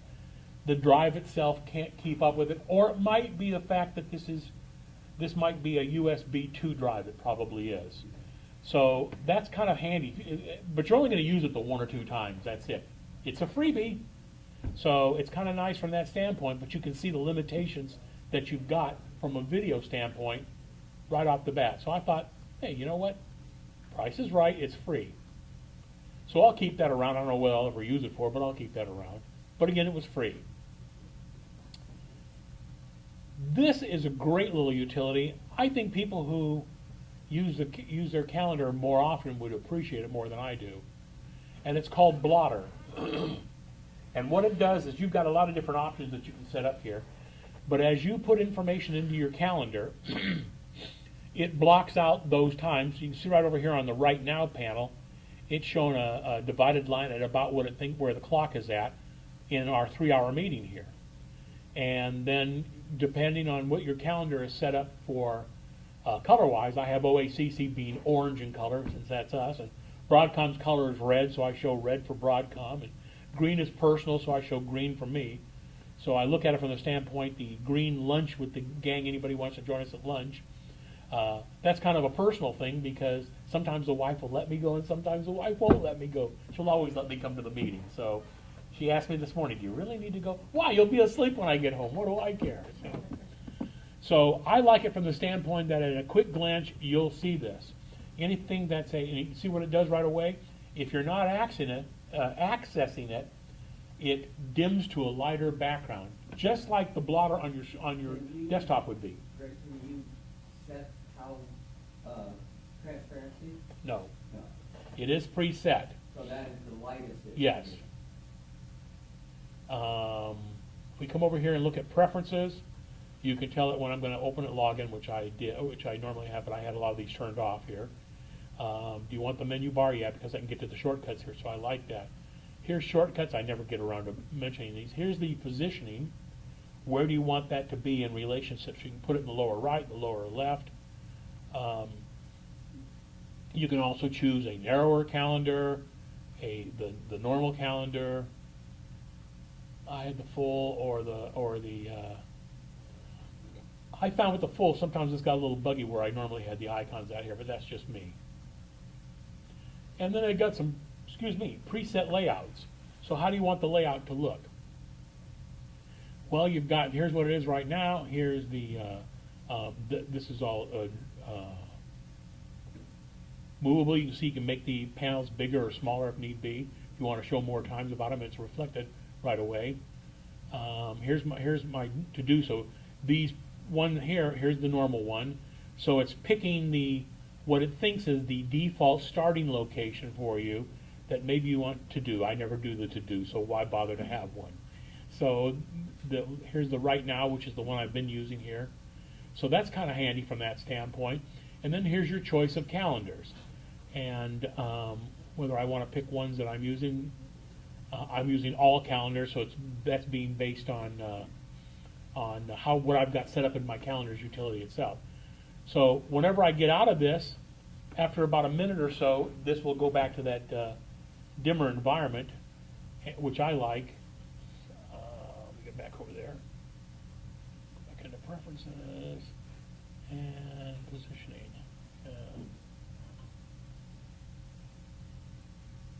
There we go.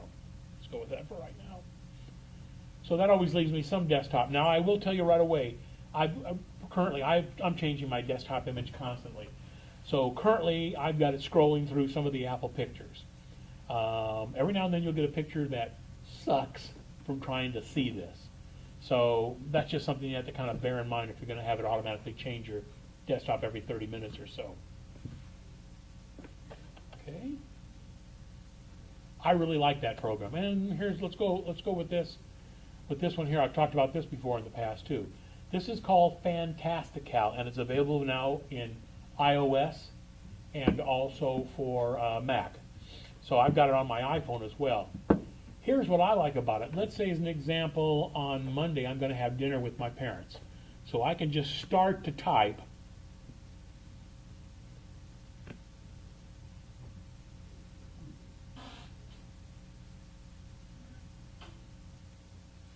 And it starts populating the fields as I'm typing. Are you typing the whole word mom and the whole word dad? I am, because that's what it's going to show in my calendar. I see. I don't have to, I could just say M and D if I wanted to, but whatever, this is what's gonna be listed in the calendar information.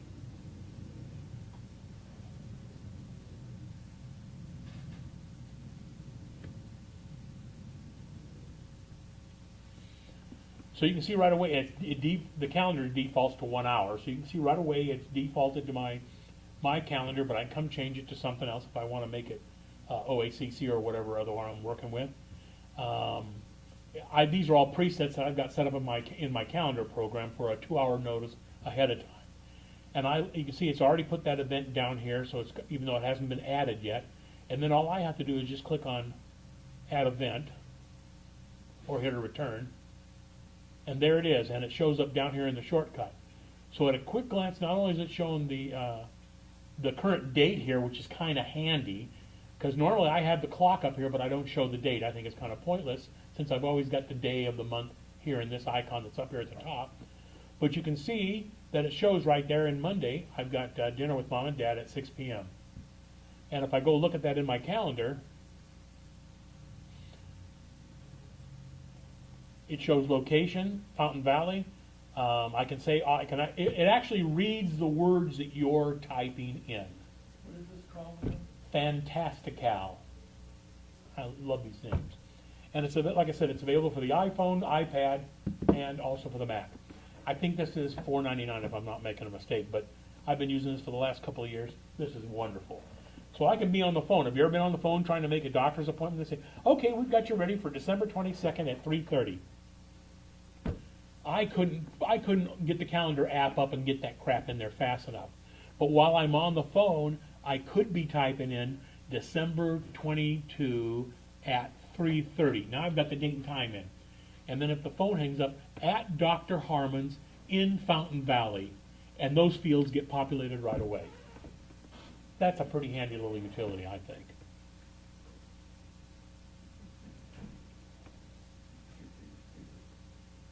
And that's fantastic, Al. I love it. That one and Blotter. Blotter I don't use too much because I haven't got the most busy schedule. As you can see, it's pretty open right now. There are times that I do. But at least it's a visual reminder all the time. Anytime you're looking at the desktop, you've got a visual reminder of what you got coming up. Okay, Boom. I've talked about Boom in the past as well. One of my big gripes, especially with this device, and hopefully they'll come up with some options for iOS 8, is that the audio in them isn't loud enough. It's probably me getting older. Especially here on the Mac. I find that if I go to play a movie or whatever, there are some things that I just can't hear worth a darn. And so here's a little shortcut that allows you to get into this utility. I think it's $4.99 or something like that. You can get it from their website, get it to the App Store, because then you get the automatic updates. But it's got access to equalizer, so you can go through here and pick the kind of sound you want to hear coming off this one. Bass boost, because I happen to want to get a little bit more out of these little tinny speakers. You can come over here and you can set presets here on this, but I can also get to them right here. So that's kind of handy. Basically, it improves the sound by whatever the dB is. I forget what it is on these things. Let's say it's 10 dB. Takes it to 15. So it didn't come out right. It adds 50% more volume, not 15 dB. But here's the one feature that it's got that's really nice. Have you ever run across a music or a TV movie or something like that where the volume's just too weak no matter what? Guess what? You can drag that file into this little window here, tell it how much you want to increase it by, and it jacks the volume up as a default inside that file. That's a cool feature. So I've actually got a couple of movies or TV shows where the volume was just so low, no matter what I can do, I can hardly hear it. And I'll bump it up 25% or whatever to get it back in the realm of what the other stuff is. I think that's a really nice feature, yes. How much is this? I think it's $4.99. These are either 4 or 9, one or the other. I think this one's $4.99. But you can lower it, like if there's way too much Permanently? bass or something? No. No. It doesn't do that. It only does volume for the boosting purpose. Does it improve the quality of the sound? If the sound sucks to begin with, it's still gonna suck. It's just gonna suck at a louder volume. So you can't do much with bad. You're better off to use like GarageBand or something like that to come through and use the real equalizer to try to fix it and then maybe write that file off. You're better off to do it that way. Like I've got a couple of movies that the way I shot them, it was a going away party for somebody I used to work with, and where we're having the party, it's right next to a friggin' fountain. So the whole time on the video, except when somebody's close to the microphone, because I wasn't using, I mean, Stuart's smart. He's got a microphone sitting up here so he can get past some of the ambient noise of the room. I didn't have a boom mic at the time. I didn't have a lapel mic. I'm living with the ambient level. So when the person's not talking, you hear the waterfall here in the background all the time. Well, I can open that up inside of, you can do it some inside of iMovie, but you could open your movies up inside of GarageBand where you get access to a phenomenal equalizer, and you can play with the individual channels. A lot of the utilities will let you do that until you get the sound where you've minimized the water in the background, because it's probably going to be at just a specific frequency, where you've minimized that, and then rewrite that file back out and put it back into your, it still stays attached to your movie file. So I'd make a copy of the movie file just in case I really screw it up. But now I've got a fixed movie file to be able to use as my basic one from here on in. And I was able to, where my wife and I got married, friggin' waterfall next to us, so whenever she's not talking or I'm not talking, you hear this pond at the place where we got married at. You hear the water going all the time. It sounds like you're inside a bathroom is what it sounds like. So we were able to fix that problem, luckily. So that's one utility. This is really only for boosting the volume for that purpose. But boom I use all the time. It's really a useful utility. Steve and I have talked about these two applications lots of times, both Carbon Copy Cloner and Super Duper. For the most part, they're both about the same, other than from two different companies, and everybody's got their own favorites and disfavorites. Both of the versions, the free versions, allow you to make a bootable clone of your hard drive to another drive. One of the advantages / disadvantages that Time Machine has is it doesn't back up your system, and it's not bootable.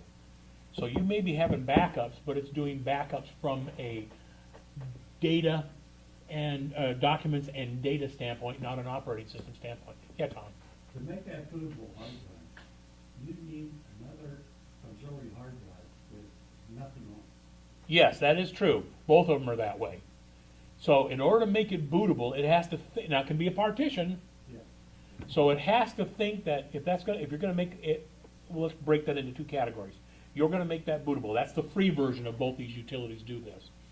So I'm going to plug an external drive in, and I'm going to back up I'm going to make a bootable clone. Let's call it that, because that's what it is. A clone of the internal SSD drive there onto one of my 2 terabyte drives. First off, it's going to erase everything that's on here, so I don't want to do that. So I carry a 1 terabyte drive with me for that purpose, in case I needed to do that. Yeah, I just unplugged the cable like an idiot. Okay, whatever. Well, if you have another auxiliary hard drive, if it's something that you don't want, It'll automatically format it for you you. don't have to format it. Nope, it'll just do it for you. That's in its default freebie incarnation. All it can do is make a clone. How do But- you do that? Well, I would pick a destination over here, which I can't do right now because I don't have anything. But I would, let's say as an example, the iTunes drive, okay? And if I just clicked on it right now and see the button down there, it says clone. Yeah. Well, just in case, I just pulled the video loose, hang on.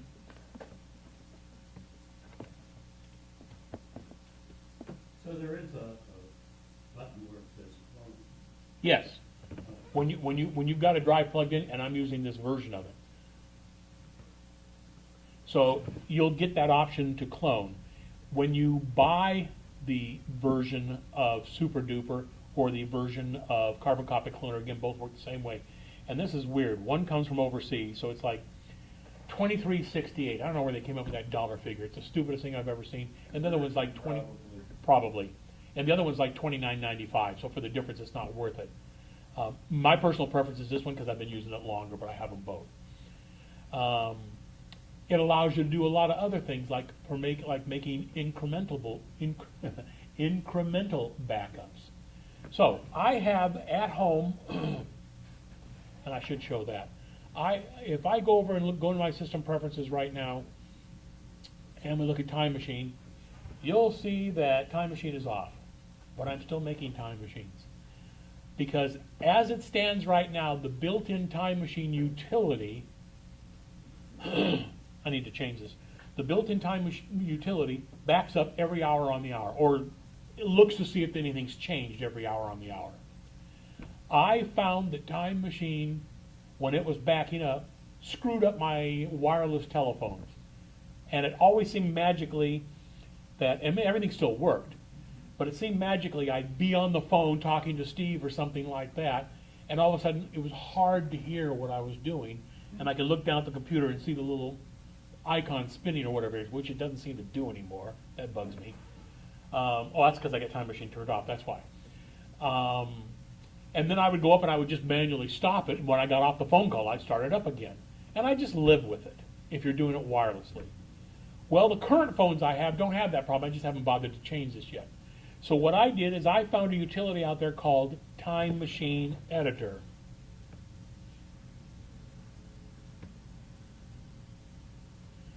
And you can see here that I can specify when I wanted to do time machines. Unfortunately, the actual Time Machine program that Apple gives you doesn't give you that choice. It just does it every hour on the hour. The Time Machine Editor, I can build up as many of these as I want to. So since I'm at work during the day, I have one that runs just before I get home from work, just in case. And then I have one that runs when I go to bed. Well, I go to bed now about 9:30 to 10:30 now, but I used to stay up till about midnight. So at 12:09 I have it do a backup, and at 4:09 in the afternoon before I'm home I have it do a backup. Pardon? Where'd you get that at? Free! Type in Time Machine Editor. But you got to make sure you turn off Time Machine, because this is going to be running it for you. So I like the idea that, yeah, you're taking a hit, but you know what? We're watching Netflix movies at night, and sometimes the little extra traffic might affect how efficiently the Netflix. So my feeling is, hey, the fact that I'm getting a backup on a daily basis, I'm happy with that. I'm okay with that. So that's what Time Machine Editor does, lets me overwrite Time Machine, but you don't want to run them both at the same time. It's kind of redundant. But they're laid out exactly the same way. It's just basically sending the command out. What Time Machine does is what in the Unix world they call is an rsync, which is an incremental backup. And it only updates stuff that's been updated. But Time Machine takes it to the step further because it keeps the old versions. A true rsync would just overwrite anything that's been updated in its regular spot. So that's kind of handy from that standpoint. So, yes, sir. The one thing I'm wondering about, you say that Time Machine does not back up the system? No. How come? You can tell it to do that, but by default it won't. Oh. But again, why would you want to? Because you can't boot to it. Well, no, but the thing is... Your library files and that kind of stuff. If you want to... The preferences, you mean? Restore... Yeah. You can restore from a Time Machine backup, yeah. I've got mine set to where it doesn't back up that way because I've got other backups. But the big thing, Steve, is it's not a bootable backup. Right. And that's always been one of my frustrations. And so I've always recommended that nowadays, what did I see the other day? I saw a 3 terabyte drive over at Costco for like $109 or something like that, or whatever it was. Yeah, it's nothing. The first thing I would do is I would buy one of those drives. I would probably partition it to, let's say, maybe a 200 or 300 gig partition, and make a clone of my system into that, whatever I needed to be able to make a clone. And then the second half is what I would use for my Time Machine backup. So now I've got one device that the second half of it, if you want to think of it that way, is being used for my incremental backups. The first half makes it bootable. So worst case scenario, I can physically pick it up, walk it over, plug it into my computer, and boot to it, and I'm up and running. And then when I go to do the restore to get the files back, or I could just use the regular Time Machine, because remember I got a clone of it now, and pull those files off the second partition in there. But I got one device that's doing 2 functions. So I have other options for that, in my case. So what do you get when you buy the purchased version of Super Duper or Carbon Copy Cloner, if you have a need for it, it's worth it. You ought to have one of these. You ought to have one of these just for making the clones. When you buy the purchased version, it allows you to do all the other things that you can't do with it right now, and that is make incremental backups.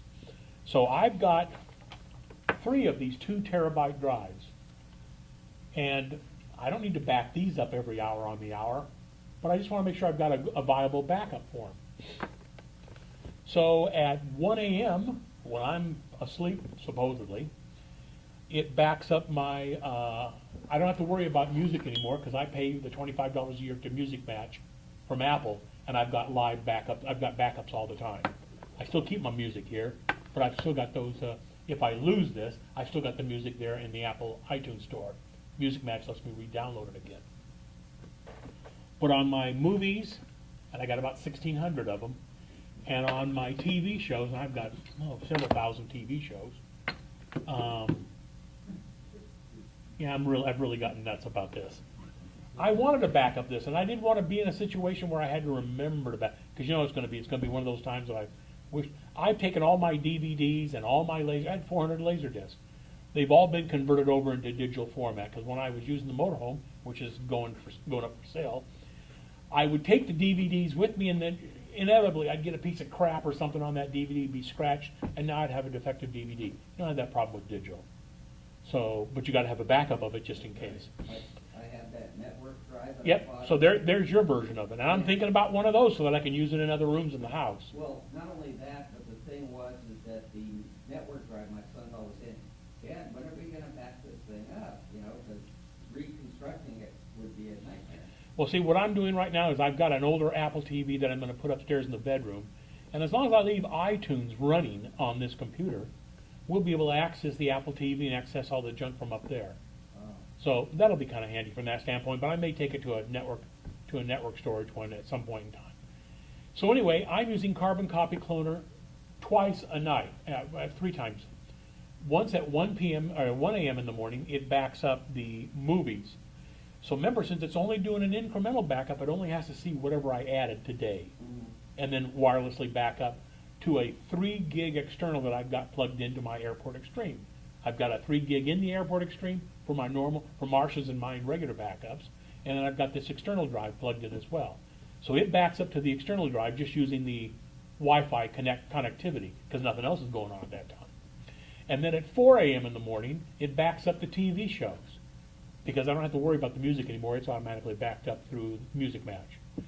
And then I'm using the Carbon Copy Cloner for one other thing. This micro SD here is a 64 gig SD card. It's actually a micro SD plugged in to it, and it's showing nothing right now. Give me a break. But it's showing 12 gigs. Yeah, come on. Yeah, I'll have to figure that one out later. No, it's fine, because I did a backup earlier today. Every night I have that backed up. I've also got Carbonite, but every night I have Carbon Copy Cloner back up my photos library onto that card as well. So even though that's backed up through Time Machine and it's backed up on Carbonite, my photos is about the only thing I really would give a rat's ass if the house was burning down. So I've got about 6,000 photos, but I'm going to one of these days get off the dime and move my 50 or 60,000 worth of slides that are worth keeping, thin that down a lot, scan them and get them in here as well. Yes, sir. Yeah, so that means you're gonna turn off the computer. Nope. You have to be- I'll let it to go to sleep, and the current operating systems, it'll wait for backup, so it'll do that. So I'll let it stay awake just for that purpose all the time. When I think I have it set right now for like go to sleep after like 3 hours of anybody touching it or whatever it is. So I'll come in the morning and it's asleep for all. The screen's locked and it's asleep, but it will do internet backups. It will do Time Machine backups. It'll do all that in that state. Does that make it a difference with your head? No. My son's gone around the house. I have this thing called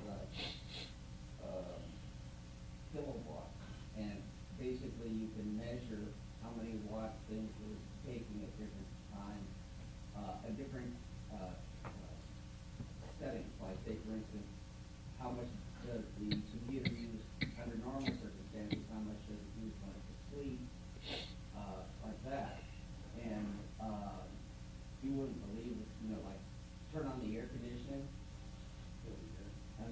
can watch your meter change speeds when you turn the air conditioning on. Well, actually, our meters don't change speed. Oh, is that right? Ours is digital. Okay. But there is a way, one of my neighbors showed me, it flashes 4 different sets of numbers on that digital meter. Right. And the last one, before it starts to cycle over again, is how many kilowatts are being used. So you can take on that, say it's doing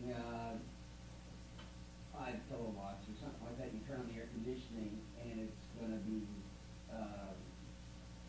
10. Okay, then you know that that thing is drawing 10 kilowatts per hour.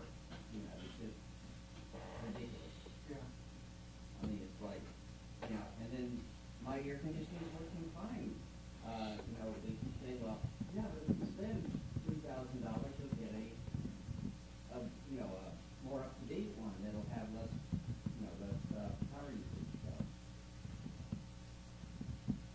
Yeah, yeah. What happened in Canada, I know people, I told you computers take a lot of movies all the time. oh, not that much, really. I mean, he's gone and tested his heating equipment and everything. I'll be right back. Okay. Color Schemer, it's a freebie from the Apple Store. You'd have to really be into design, hardcore design graphics.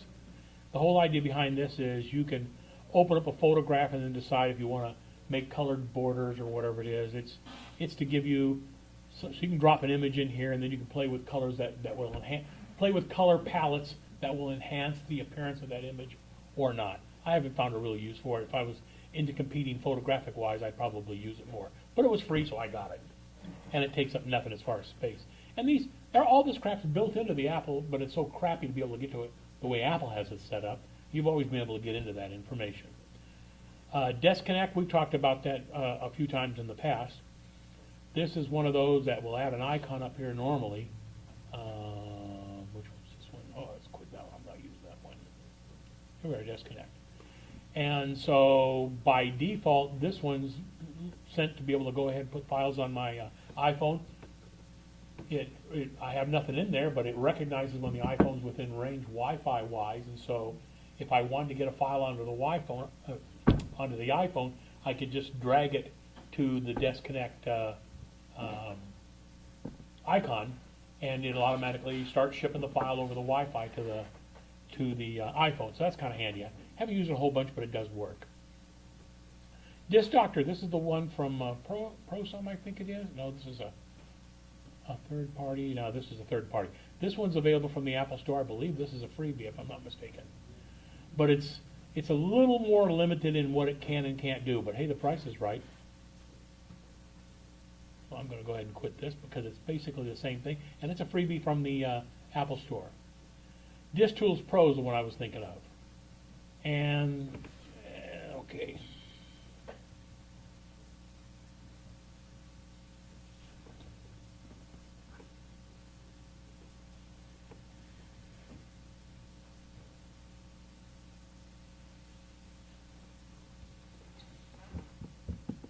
Okay, this one's from MacWare. And I haven't used this one, but it's along the same lines as what Tech Tools Pro is, Disk Tools Pro. Hell, they were probably the same company at one time, and one guy got pissed off at another guy. That's probably what happened. But essentially, it's the same kind of deal. It's going to go through and check all the drives that I've got here, and I can choose to select one individually if I want to, on down the line like so. I think this one is $49.95 if I'm not making a mistake. If I'm not mistaken. Drop Zone. I'm trying to remember what that is. I got it for a reason. Now I can't remember what it is.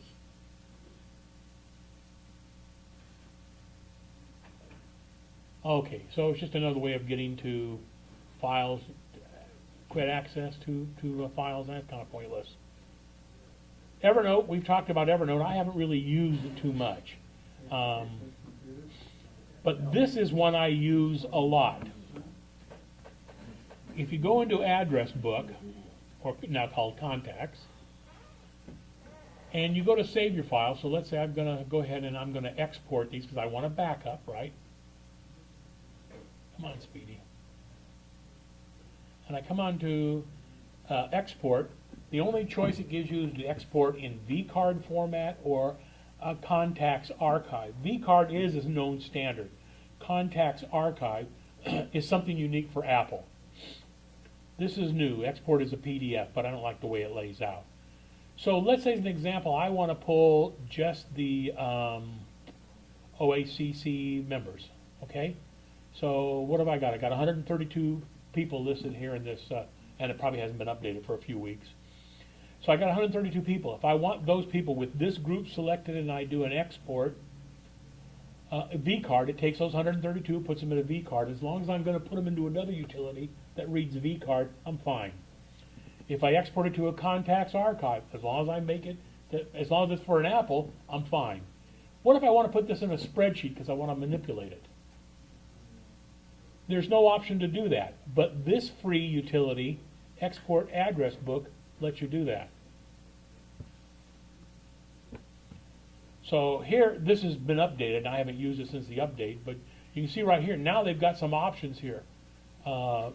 Generic, comma, separated file, comma, separated format for Mac OS, for Windows, generic tab delimited. You used to not do this.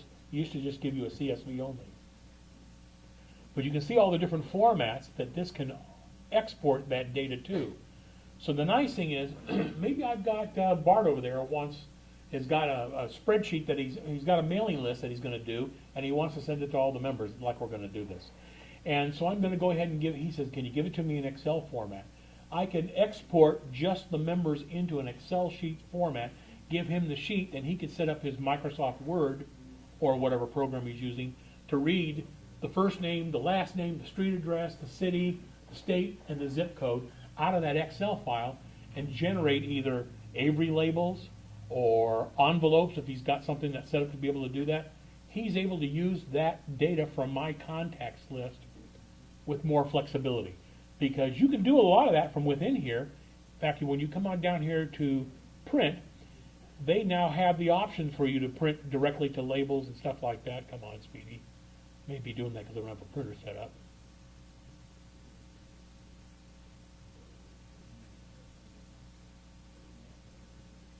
There we go. So I can, it's recognizing I got the addresses here. It's going to PDF writer. I don't have a printer set up, so it's not giving me the options. But a lot of times you can get to options for like Avery labels and stuff. That's great, as long as what you're working with will do that. Here's a freebie that generates that file into a text file. So yeah, I know I have Time Machine running all the time. Probably once every couple of months or so, I back up the entire address book with the export address book as well, because I can always re-import it back in if I need to. So it's just another way of getting access to that data. I wish Apple had that built in.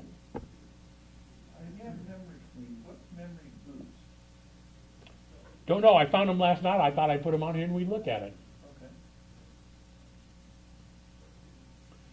Yeah, I don't want to subscribe. Of course. Okay, so this is saying what out of 16 gigs, right now 55% is because I probably got some things running. Oh yeah, I've got a few things running. It does the same thing memory queen does. Same idea? It looks like it. Yeah, again, freebie, or I wouldn't have put it on here.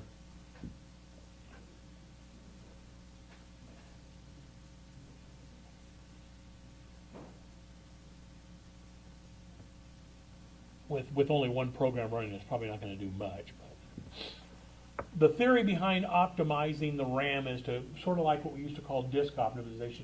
It's supposed to move chunks around a little bit, and it is possible. Oh, it did. It is possible to free up RAM. The Apple operating system for the last 4 or 5 versions has done that on an as-needed basis.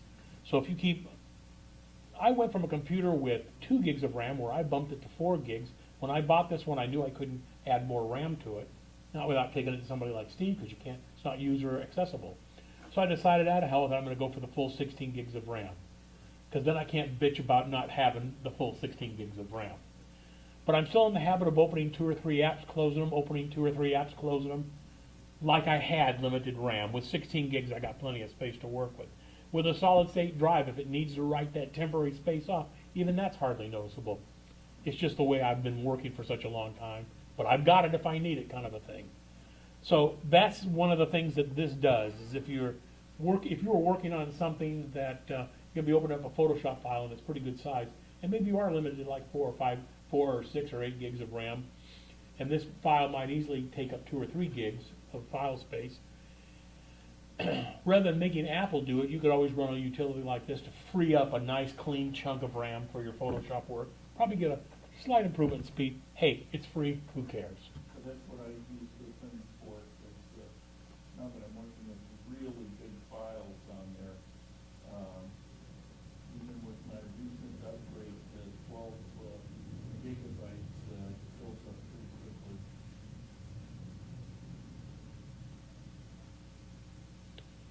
Okay, we got the arbitrary ad up there. So this is showing you how your memory is being utilized. This is all this one is. Another freebie. I will put something together and get it in the show notes. I started to and I just ran out of time for it. Of course, you get an ad for the purchase one, but this is similar to Airport. It's got a little bit more color scheme to it, and I think it's or Air Radar, and it's given a little bit more information to it too, which is kind of nice. Do they have that for the iOS? You know, I'm not sure, Steve. I think they do have NetSpot available for it. Robert had something last time. This was the one that he was showing was NetSpot. Was it? Yeah, and I asked him about that, and he said, no, you can get the free version. So I downloaded it right away. What do they charge for the upgrade? It's going to go to their website. Well, I don't have a need for it because it's just me. So again, that's kind of handy to see what other websites are available, if they've got vendor names out there, whether they're, now is this one showing if it's got end speed? See, one thing, it does. Over here under mode, it shows if it's obviously if you've got a device capable of end speed, you want something that has end capability to be able to go ahead and get the maximum amount of speed. NetSpot, this is a freebie. You have to actually type this one in. Excuse me. This is one that you have to buy if you have a need for it. One of the things that's always kind of frustrated me a little bit is, let's say, example, I'm in a list view here. Gee, I'd like to have a copy of that and print out a hard copy. I hardly print anything anymore. I make a PDF of damn near everything. But once in a blue moon, like a coupon for a free meal, they want a hard copy. One of the drawbacks, I think, to the Mac operating system is there's no way to conveniently print a window. There's just no option to be able to do that.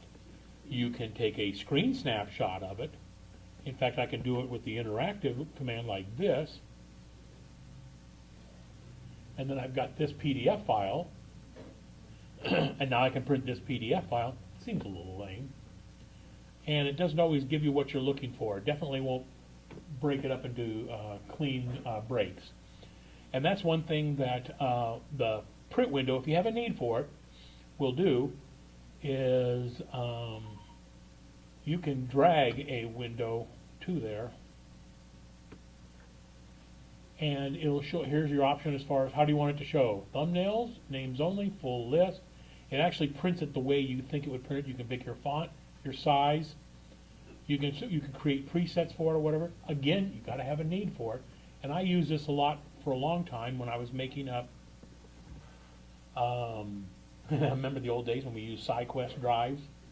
When I wanted to show people what I had on that SideQuest drive, I would use it this way, and then just take it with not a Post-it, but in the container that it was in there, there'd be a paper list of what was on that drive, because that way they didn't. If they had 4 or 5 of them and I didn't mark it very well, they could just open it up, look at what the directory list was. There's no convenient way of doing that in the Mac operating system. I'm really surprised to this date and time they haven't done that, but they have it. Okay, so that's just one of those deals. This one's kind of interesting. File Juicer. Again, mostly graphic people would have a need for that. What this is how do I explain this? Let's find something. It's like the juice of manna. Oh, you can think of it that way. So let's go get an application. Okay, here's a good example. Here's this, I can do a Command I.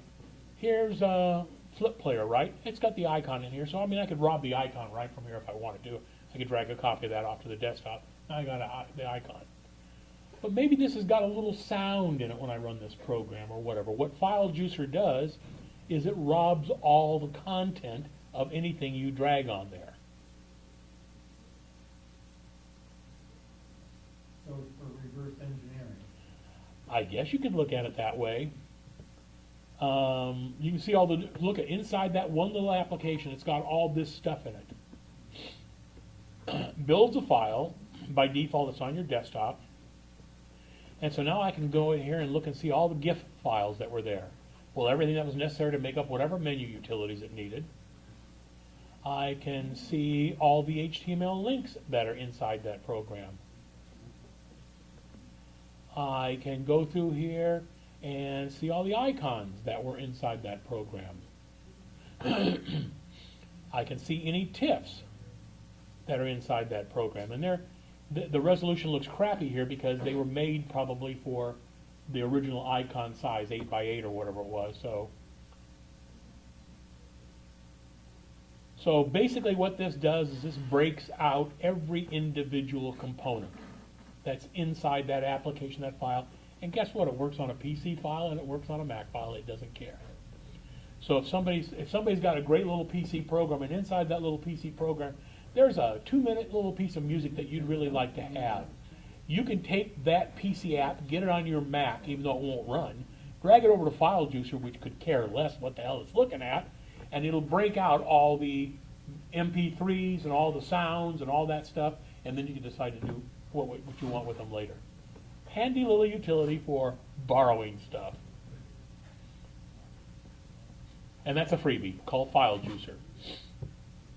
I talked about this one a few months back, Fire Record. I don't have anything to demonstrate it with. What this is most of your, anything that'll take a FireWire cable, which we're quick losing them. You can plug, like in my case, I've got to go to a Thunderbolt to a FireWire adapter. So I could plug in my video camera into this, or you could do it that way, but the whole idea behind this is I haven't tried it with Uverse, I need to try that. On the back of my cable box or my Uverse TV, there's a FireWire port. So if I can get a cable from the FireWire port into my adapters and be able to get it to plug into this, I should be able to rob the stuff off their internal hard drive and pull it over here. So if I've got a movie that I'm saving, because I haven't watched it now, but now I really like the movie, of course I can choose to keep it. I'm paying my monthly subscription, arm and a leg, and then some, to AT&T. But maybe I'd like to have that movie outside of that because I want to free that disk space up. That's the whole idea behind Fire Record. Unfortunately, it's designed to work with a FireWire. I saw this demonstrated on Mac Break Weekly by Andy Anatko. You do have to somehow get the data into your computer, but it'll transcode it for you on the fly. So that's kind of cool. I'm going to have to give it a shot. Every time I think about it, something else comes up. I've talked about Handbrake in the past. This is a freebie. It works on almost any computer system. There's for Linux, Windows, all versions, Mac, all versions. And the whole idea behind this is to convert the audio. You can do audio files, but it was designed for video. You can convert the video file into a format that's more useful. The bulk of what you find on the internet, the YouTube movies. Now I've got something that I didn't. Am I showing it here? No, I'm not. But you saw that Jimmy Fallon that we were looking at earlier. Jimmy Kimmel. Too many Jimmys out there. You can see that here's the Apple's largest iPad. It's in an MP4 because I went to YouTube. I saw that video playing. I subscribed to Jimmy Kimmel's email. I saw that playing. I've got a third-party utility called iTubeX. There's also MacTubes, and there's a couple others. When you play the video, Safari's downloading a copy of that video. It's just got a garbage name would never mean anything to you. That video is downloaded on your system, then it gets trashed in a cache file. It gets trashed as it needed. When I go to, let's do that. And let's go to YouTube.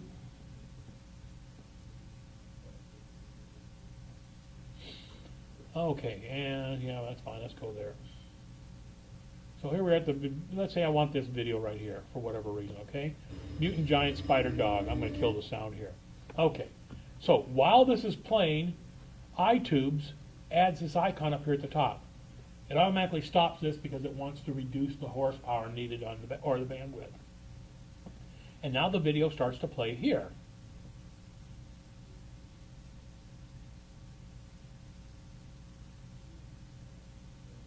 Okay, while the video's playing here, I can come over to this little icon and I can click on download and copy the URL, and it tells me this video is available in 720, 360, or 240. Disk space is cheap, so I'll go for the best one. Where do I want to save it? By default, it goes into my movies folder, and it picks this name right here. And since I don't need to be doing both, I can kill this, just let it pause. But iTunes is still running that window. You can see it right there. It's downloading that video and it saves it in an MP4 format. So if you needed to convert that MP4 into something else, I'm going to go ahead and quit Safari because it's still downloading that video. I don't know why I'm doing that, but you can see it's added it to my movies folder, which is where it defaults to. And so what Handbrake would let me do, Handbrake would let me open up this MP4, because maybe it's an AVI file that you're getting from somebody, Windows most common format, or occasionally a WMV. You can drag those files in here, click on the source, get them in there, click on the destination. You can do a batch, because I'll convert a whole bunch of movies at one time. It's got some preset settings already in here. When you come over here and you pick a video, let's go down to movies, and let's take the largest iPad one. Okay, it's going to pick that as a, it's going to turn it by default. I've got it picked to default into Apple TV 2, which is what I've got. But I could come in here and I could change all the video settings. I could change all the audio settings. I can tell it to, I have a default to turn the subtitles off because I don't care about German or French or Spanish or whatever. The only time that fails is depending on how the movie's encoded. It may have it built into the movie itself. You can't break that out. I can also see the chapters as if there's any chapters. If I click on my Apple TV and click over here and click on Start, within a few minutes I've got that movie saved in a format that I need it to be saved in. Handy utility, it's free. That one and VLC, Videoland Client. Again, same idea. This can play, like QuickTime, this can play, open and say, it can't save, but can open virtually any video format that exists. It does not do any conversion except on the fly for your purpose.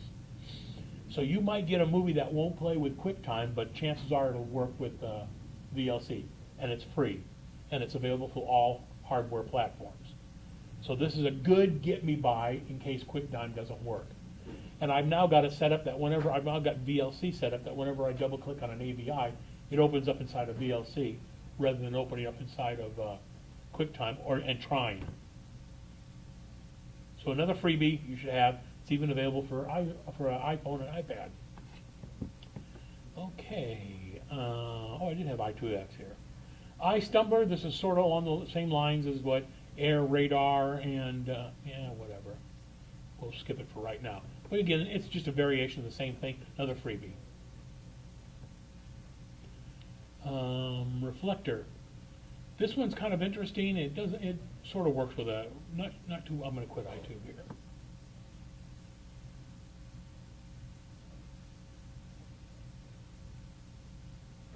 Yeah, didn't like the way I did that. What Reflector does is it will allow me to take the image on my screen here on my Mac and put it on an iPad or an iPhone. Kind of pointless on an iPhone. That's a freebie.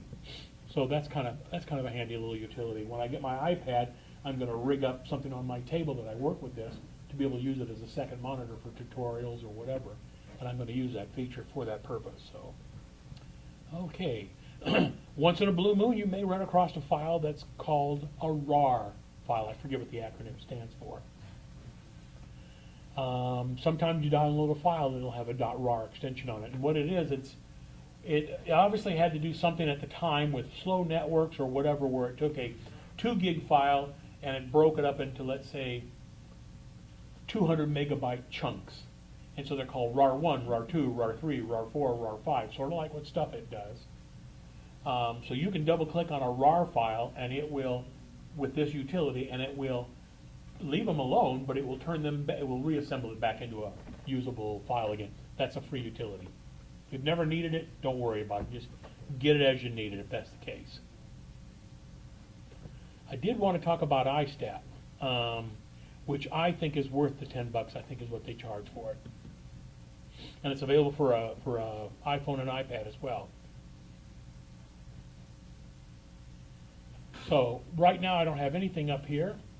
I normally live the CPU graph up here. Yeah, I don't do so much with memory because I got so much memory in this machine. It's not really an issue. Disk, I don't do much with that as well. But I do network, and I do sensors, and the combined gives you a couple other things that you can do with.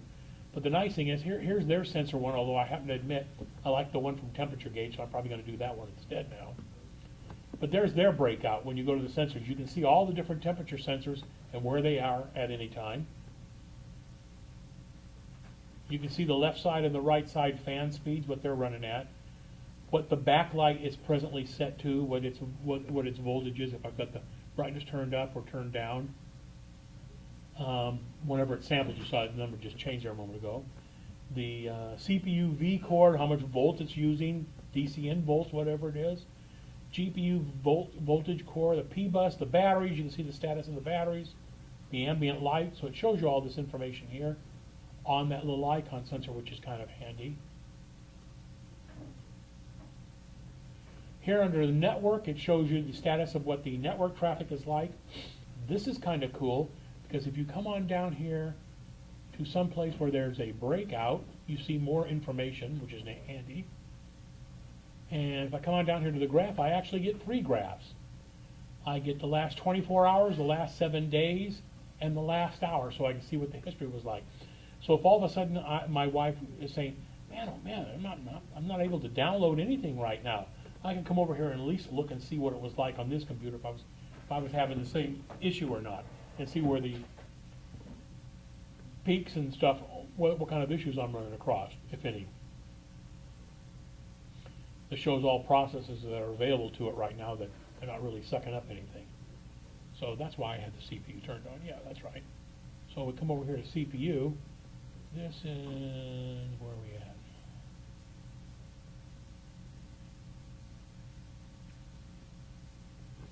So here that shows the 4 cores. This is a quad core CPU. So it shows the 4 cores with their status. As you can see, they're next to nothing right now. So I've had this utility for, I don't know, 3 or 4 years. For $10, I thought it was really, really well worth it. So this one's called iStat. All this information is available when you go into like Activity Monitor. You can see it, but you have to hunt for it. And sometimes a direct utility is just a lot easier to be able to get to. Just easier to work with.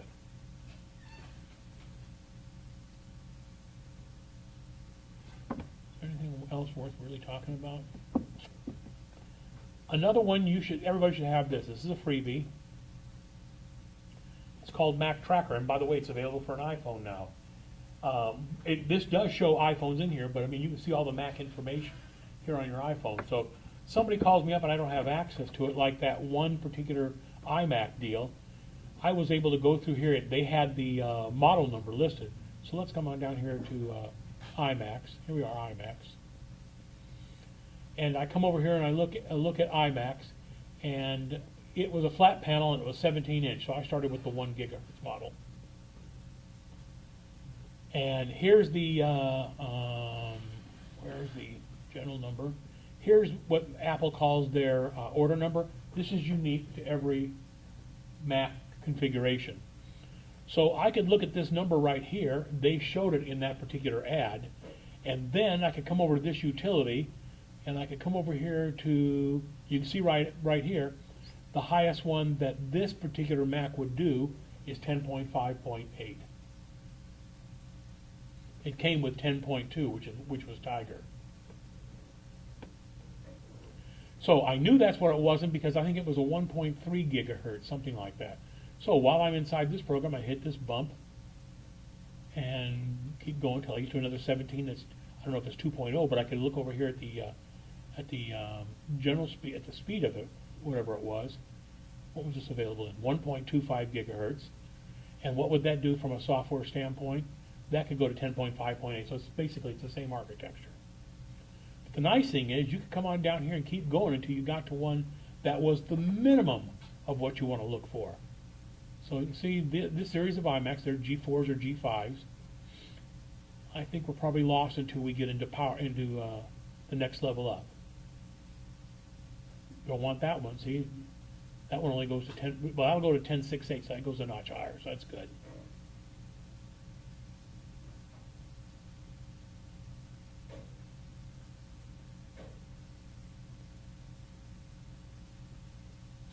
There we go, we're into the Magic series now.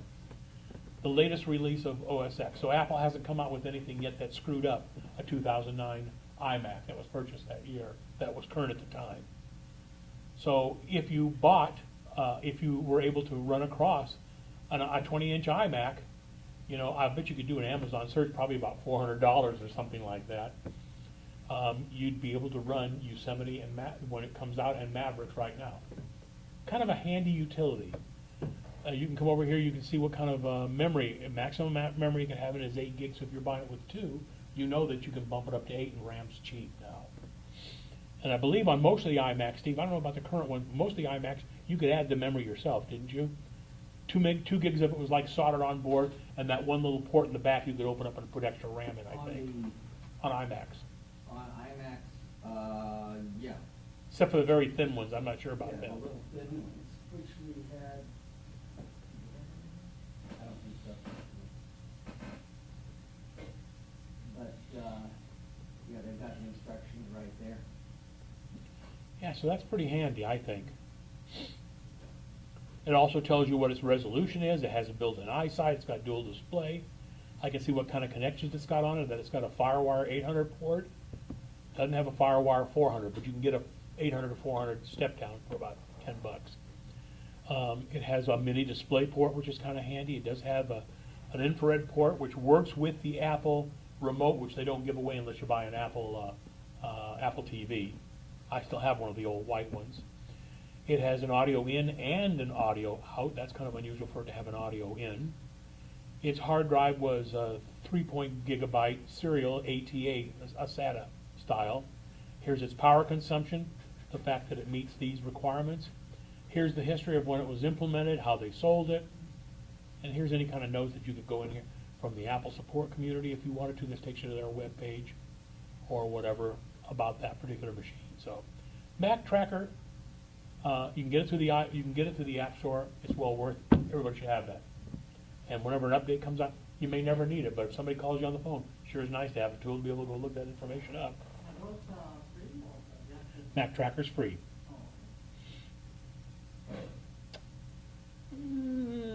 Yes, sir. Is there any, I need to print out some text messages from somebody that owes me some money and they said they got something or whatever. I can take a photograph of the text message, but is there any way of grabbing more than just what a screenshot is and copying it and being able to print it out? Well, the worst case scenario is you could, there's probably some free ones. I haven't used one for a long time because I actually own a copy of this. But Nuance, who's been involved with Apple at one time or another, them and several others made a PDF, made the ability to be able to read picture PDFs and convert the text picture into real text. So that would save you the hassle of being able, if you wanted to just be able to get the text. I believe the latest version of Acrobat has that built in. I own it. I just haven't tried it. But I've had that ability to be able to do that for a long time. Now, if you're talking about more than what you're getting on a screen snapshot, if it's not there, if it's you get a run on something, or you can't select it and be able to print from the no, area. no, that's you can see that's why I use like the print window, because there's no real convenient way of. If you get it into a PDF where it's an active PDF, you know that scroll, it will open it up in preview. It'll scroll within there. At least you can do that. Does that have any way to? That's the only way I can do it with just a big screenshot. Did you do it or did they do it? Who made the screenshot?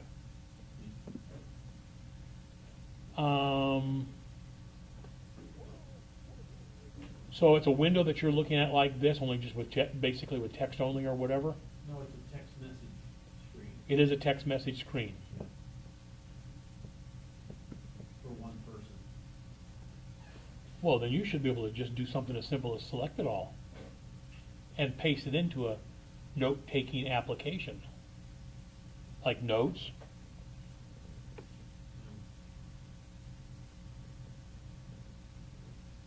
You take two screenshots and combine them. Oh, that won't do it.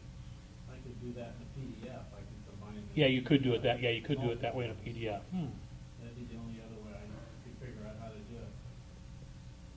Herb, there has to be a way of doing it, I'll just have to think about that one a little bit. I'm a firm believer there's a way of doing everything. It may not be convenient, but there's a way of doing it. I'll call you midnight tonight. Okay. You'll get the answer that we always give. Yeah. Up yours. Okay, any questions for anybody? I know I talked awful fast. When I was a little kid, I was injected with a phonograph needle, so it comes out quick. That was good. Yes, sir. Copy and, how can I copy TV programs, so maybe off of direct TV or if they're already on a hard drive? Okay, that was the one little utility that I was talking about called Fire Record. And whether it'll work for you or not, I don't know.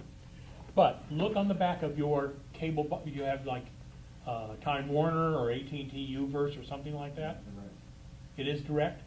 Look on the back of their box and see if they've got a FireWire, if they've got a FireWire port on it. Fire Record, which is a free application, may work. Okay, if it doesn't have that, There's no real convenient way. There are devices out there that you can plug inline, like before you feed the signal to your TV, where you can do the same thing and plug it into a box, and that would convert it back into a digital file that you could put on your computer. You can get converters that do that, $200. yep, play it real time. Yes, that's the drawback to it. Any way to get into that hard drive and There's always a way to get into it. Now, I'm not going to advocate that, but I'd be willing to bet that you could there's a hack for everything out there. And I'll bet you if you do a Google search on hacking DirecTV, you'll find a way of doing that. Everything's available. I mean everything. It's scary sometimes. Yes, sir. I just got an iPad, and it's only Wi-Fi. And I'm very cautious about going to anybody else's network when I'm out and about. VPN, is there any go-to VPN for the? There's tons of online help for VPN. There's several VPN. Well, the iPad's got it built into it. Don't you need to subscribe? Yes, usually, or you have to get permission That's from. what I'm saying. You have to get permission from somebody else. That's right. So that are there, like, public? There are. Accessible? You need to do a Google search on, just like you said, public VPN, and you'll probably find something like that. Now, virtual private network. Yeah. So the whole idea behind it is, everything's a freeway, but let's say an example, we allocate one lane solely for this purpose. At least that's the logic behind it. We can put a lot of traffic in it, but nobody from outside that environment can get into it. That's the whole idea behind that. So you know that you can go to any Starbucks and any McDonald's, and you can get on. They I would. yeah. Well, obviously make sure you. Because you're basically. If they've got it- You're free range, you're free range. Well, you've heard what Robert has said about it in the past. If it's just open, that's stupid on their part, because there's no encryption of anything on there. Instead, at the very least, they should have well, let's take a look. Well, let's say, Ruger's Bagels I used to go to, and they had, you'd buy your bagel and your coffee and go to the register. You get something printed on the sheet, On the right? code. Now they've gotten to where it's just open, and I don't go for that too much. Starbucks is, Okay, here's what I was going to look at. I haven't been there lately, but, my wife was, just hired by Starbucks corporate, and, they have a deal, and I don't know why they don't do this, because, like with the Apple, airport base stations, you take and you've got a guest network, you've got a Right. 2.4, and you got a 5 gigahertz. So you got 3 possible deals. And yet, when she goes in there with her Dell computer and tries to sign on to corporate and stuff, she's running at the same speed as everybody else in the place. And why are they doing that? They should have a separate one for corporate. Should. Broadcom does. Broadcom's got a guest network. They change the password every 2 months. You can go to the Broadcom main page if you're within the intranet, and you can see what the password is. And they change it every 2 months, and it's for anybody who works at Broadcom for outside of regular junk. Now here's what I was going to say. On my Airport Extreme at home, you can see I've got the regular afterhoursmac.net, because that was my website for a long time, and it will be. I'm going to turn it back on. Got something down the road, hopefully. And then I have the 5 gigahertz, because my Extreme supports 5 gigahertz. So I just called that brilliantly 5 gigahertz so I can see the difference between the two of them. Now, the difference is between these two here, Lock Photographics, and this one, a portable one that I carry with me sometimes. I've got WPA2 personal turned on, so encryption's turned on. Okay. The SSID, or the network name, is afterhoursmac.net. That's through your network at home. Yes. Right, so your firewall. Yes. And everything. And I also broadcast for this one here, PW equals afterhoursmac.net. And the reason for that is, this was something that Robert brought up. Robert used the term, a cup of bandwidth. You know, wouldn't it be nice if you could just go to something in somebody's area where you can use, you just want to use it for a short time. Basically, that's what you want to do. But you want encryption because you don't want the squirrels sitting around you doing anything. So the way to do that is when you turn encryption on, you don't get a choice. You have to put a password on it. There's no choice to turn on network encryption and not have a password. But you can broadcast the password. And so that's what I do. So if anybody's got a half a brain, PW equals afterhoursmac.net, because if all of a sudden I notice I have a problem, first thing I do is I look there. If it happens so seldom, it doesn't bother me. I'm paying AT&T Uverse a flat rate for that network. I want to get my $38 or whatever the hell it is out of it. If somebody wants to run it at 99.99% of the speed when I'm not there, good for them. When I'm there, it's a different story. But my feeling is I'm paying for that chunk of space. I want to get my money's worth out of it. But the trick is it's got to have a password. So Robert's suggestion to anybody, where if you go somewhere where you're using an open Wi-Fi, you should tell them they should put a password. That sales receipt really should have a password on it. Or, in fact, some of them may where they only give you like an hour, don't they? Something like that. So essentially, they've got encryption turned on. Does Starbucks do that? Yeah. Mm-hmm. Okay. Because I don't track Starbucks. That I'm not sure. A lot of times you can just pull up outside the parking lot and you can get it right from there. But they should use a password. If they're using a password, they're using some form. I'm afraid of the guy pulling up outside of Starbucks. Yeah, but you know what? Again, you gotta play the odds game like anything else. If you were driving a Bentley and you're sitting out there on your laptop, I might be interested to look. When I pull up in my 11-year-old Honda, I don't think anybody gives a rat's ass what I'm doing. Oh, that's So, even worse. you know, well, yeah, but you understand what I'm getting at. Yeah, you know, they might be doing something. You can always encrypt everything you've got at your end, whatever you're doing. But if I'm just doing, I would be using it not from a business standpoint, but I'd probably be using it for a Google search or something stupid like that. I don't care. He can't get into my computer. He can only see what I'm sending or pulling back. So I might be a little paranoid about sending passwords. That's why whenever you're on a site that's required looking for a password, look down. It's got that little lock icon down there in the lower corner of your browser. That means they're using a secured socket shell. But they're sending other things that are under the radar are being sent out. Sure they are. Could hack. Like the MAC address, things like that. That's of no use to anybody, realistically I'm just speaking. making an example. Yeah, no, I understand. Yeah. Under the radar, that gives them. Welcome to the real world. Of your operation. Because how do you know if you had the phone option it wouldn't be doing the same thing?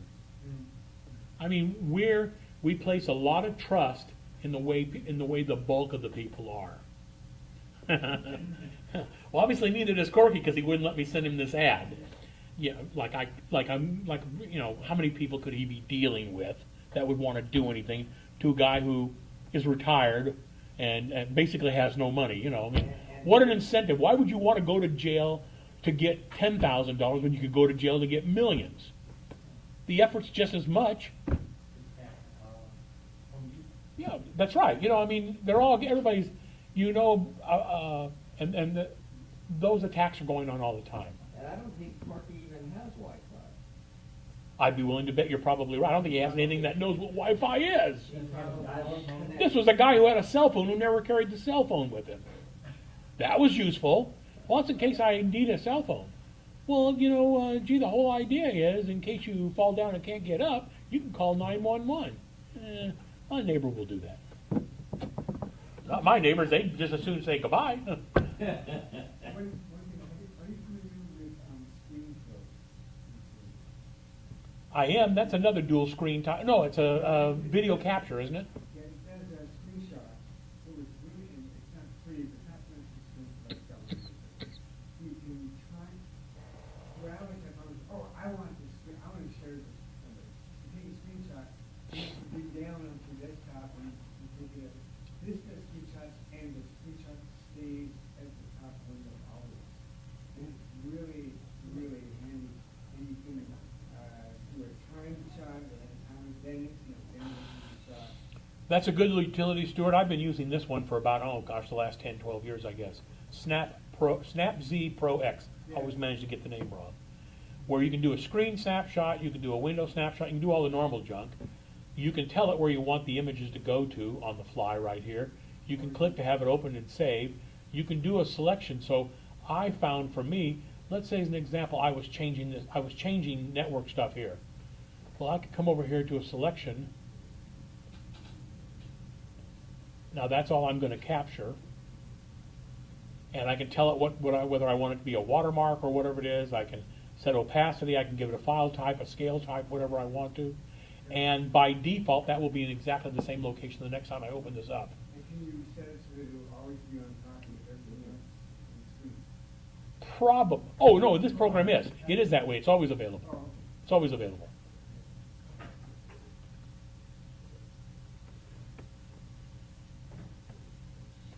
And it does video recording, which I really like. Yeah. So, you know, there it is. I have a default to set to bring that up. So there it is. It opens it up inside of preview. I've used it for screen capturing. If I'm going to do a demo of something, I'll turn that on and I'll edit and whatever, but I'll let it just screen capture. I want that image to be as big as possible, and then I can go back and I can add little, you know, after the fact pointers or highlights or whatever I want to, but I've used it. And of course the Apple operating system, at least the current operating system, has the ability to screen to video recording, and it's going on the screen right now, with the exception of somebody else's videos. So that was a deal that Apple had to strike with the Motion Picture Association years and years ago, is their screen snapshot capability, video capture, whatever it is, would work with everything, same with their sound recording, with the exception of movie watching. Because the movie companies caught on the fact that somebody could just capture the movie right on the screen and then do whatever they want with it. And Apple didn't want to be held responsible for that. So the built-in operating system won't do that. It's not that it can't, it won't. But you can get third-party utilities that do that. So I'll use the screen recording lots of times. I used to do it here. I haven't turned it on right now. I used to do it here all the time. But I'll use the one from SnapZ. Come on, where's it at? I'll use the one for movie here, and I'll come over here and I'll say, see, I can move this window around. I'm only going to be, I don't want to capture the entire screen. Nothing's going on the entire screen. But I want to capture, let's say, anything that's happening in my system preference window, and I want it to stay there so people always know I'm in the system preference window.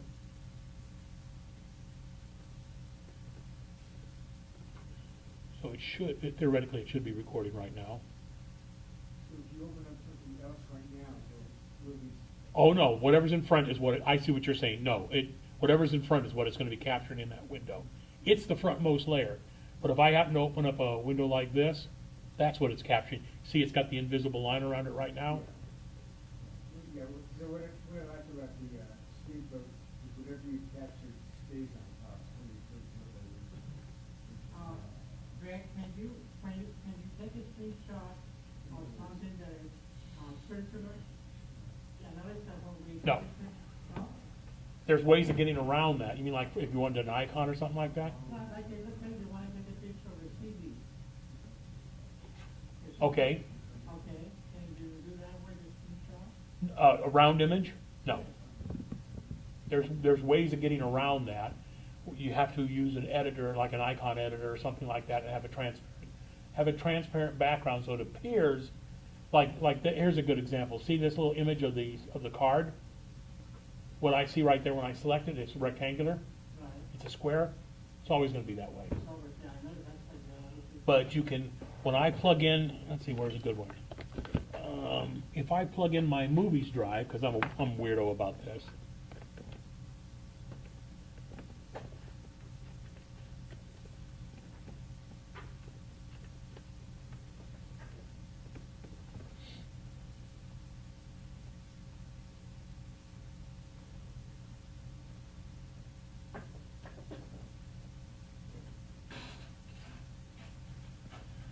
So notice my movies drive has the picture of the Oscar on it. right. And so it's just an image stuck on it, and here's my movies folder here. I don't know why. I've got the only reason I've got this icon in there is because I've trashed it, and it was a bitch to find it again, so I always just put it on the drive inside as a file. So I use a program called Icon Convert. There's 2 or 3 of them, well, there's a lot more than that do that. And I'll grab an image off the internet, and in fact I just made one up for my TV's one. I'm not sure if the Emmy with its points is a little harder to see. Like I have nothing else to do at home, right? Get a life.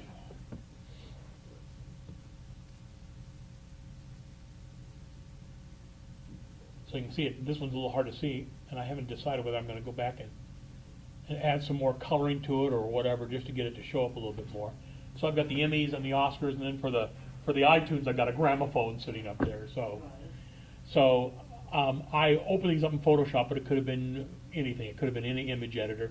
Create a transparent layer that's the layer below, and then save it off. But there's programs that are designed to do solely that. So you make a screen capture. Like I could make it. This could be an icon right here. I could do a Command-Shift-4. And that's going to give me a rectangular, and I'm going to hold the Shift key down so that it doesn't work that way. Okay, that's going to be my new icon. Okay, so if I open this up, there it is inside of Preview, right? So I'm going to do a Select All, copy to the clipboard. I'm going to open up this folder, do a Get Info on it, select it, do a Paste. Not a good background to use against because it's blending in. But there it is. You can see that screen capture just became an icon. But without using some third-party tool, it's always going to be a rectangular image. It's always going to be a square image no matter what you do. You have to manipulate it after the fact. There's no way to do a round select. Now, inside an image editing program, you can do that. And now, when you convert it like that, what is it, a PDF or JPEG? When I just made that, Yeah, this one here, by default, I've got Preview set up to make PDF. PDF. But I'm copying the contents while I'm inside of Preview and pasting it somewhere else. So initially, when I went to Safari and typed in Emmys,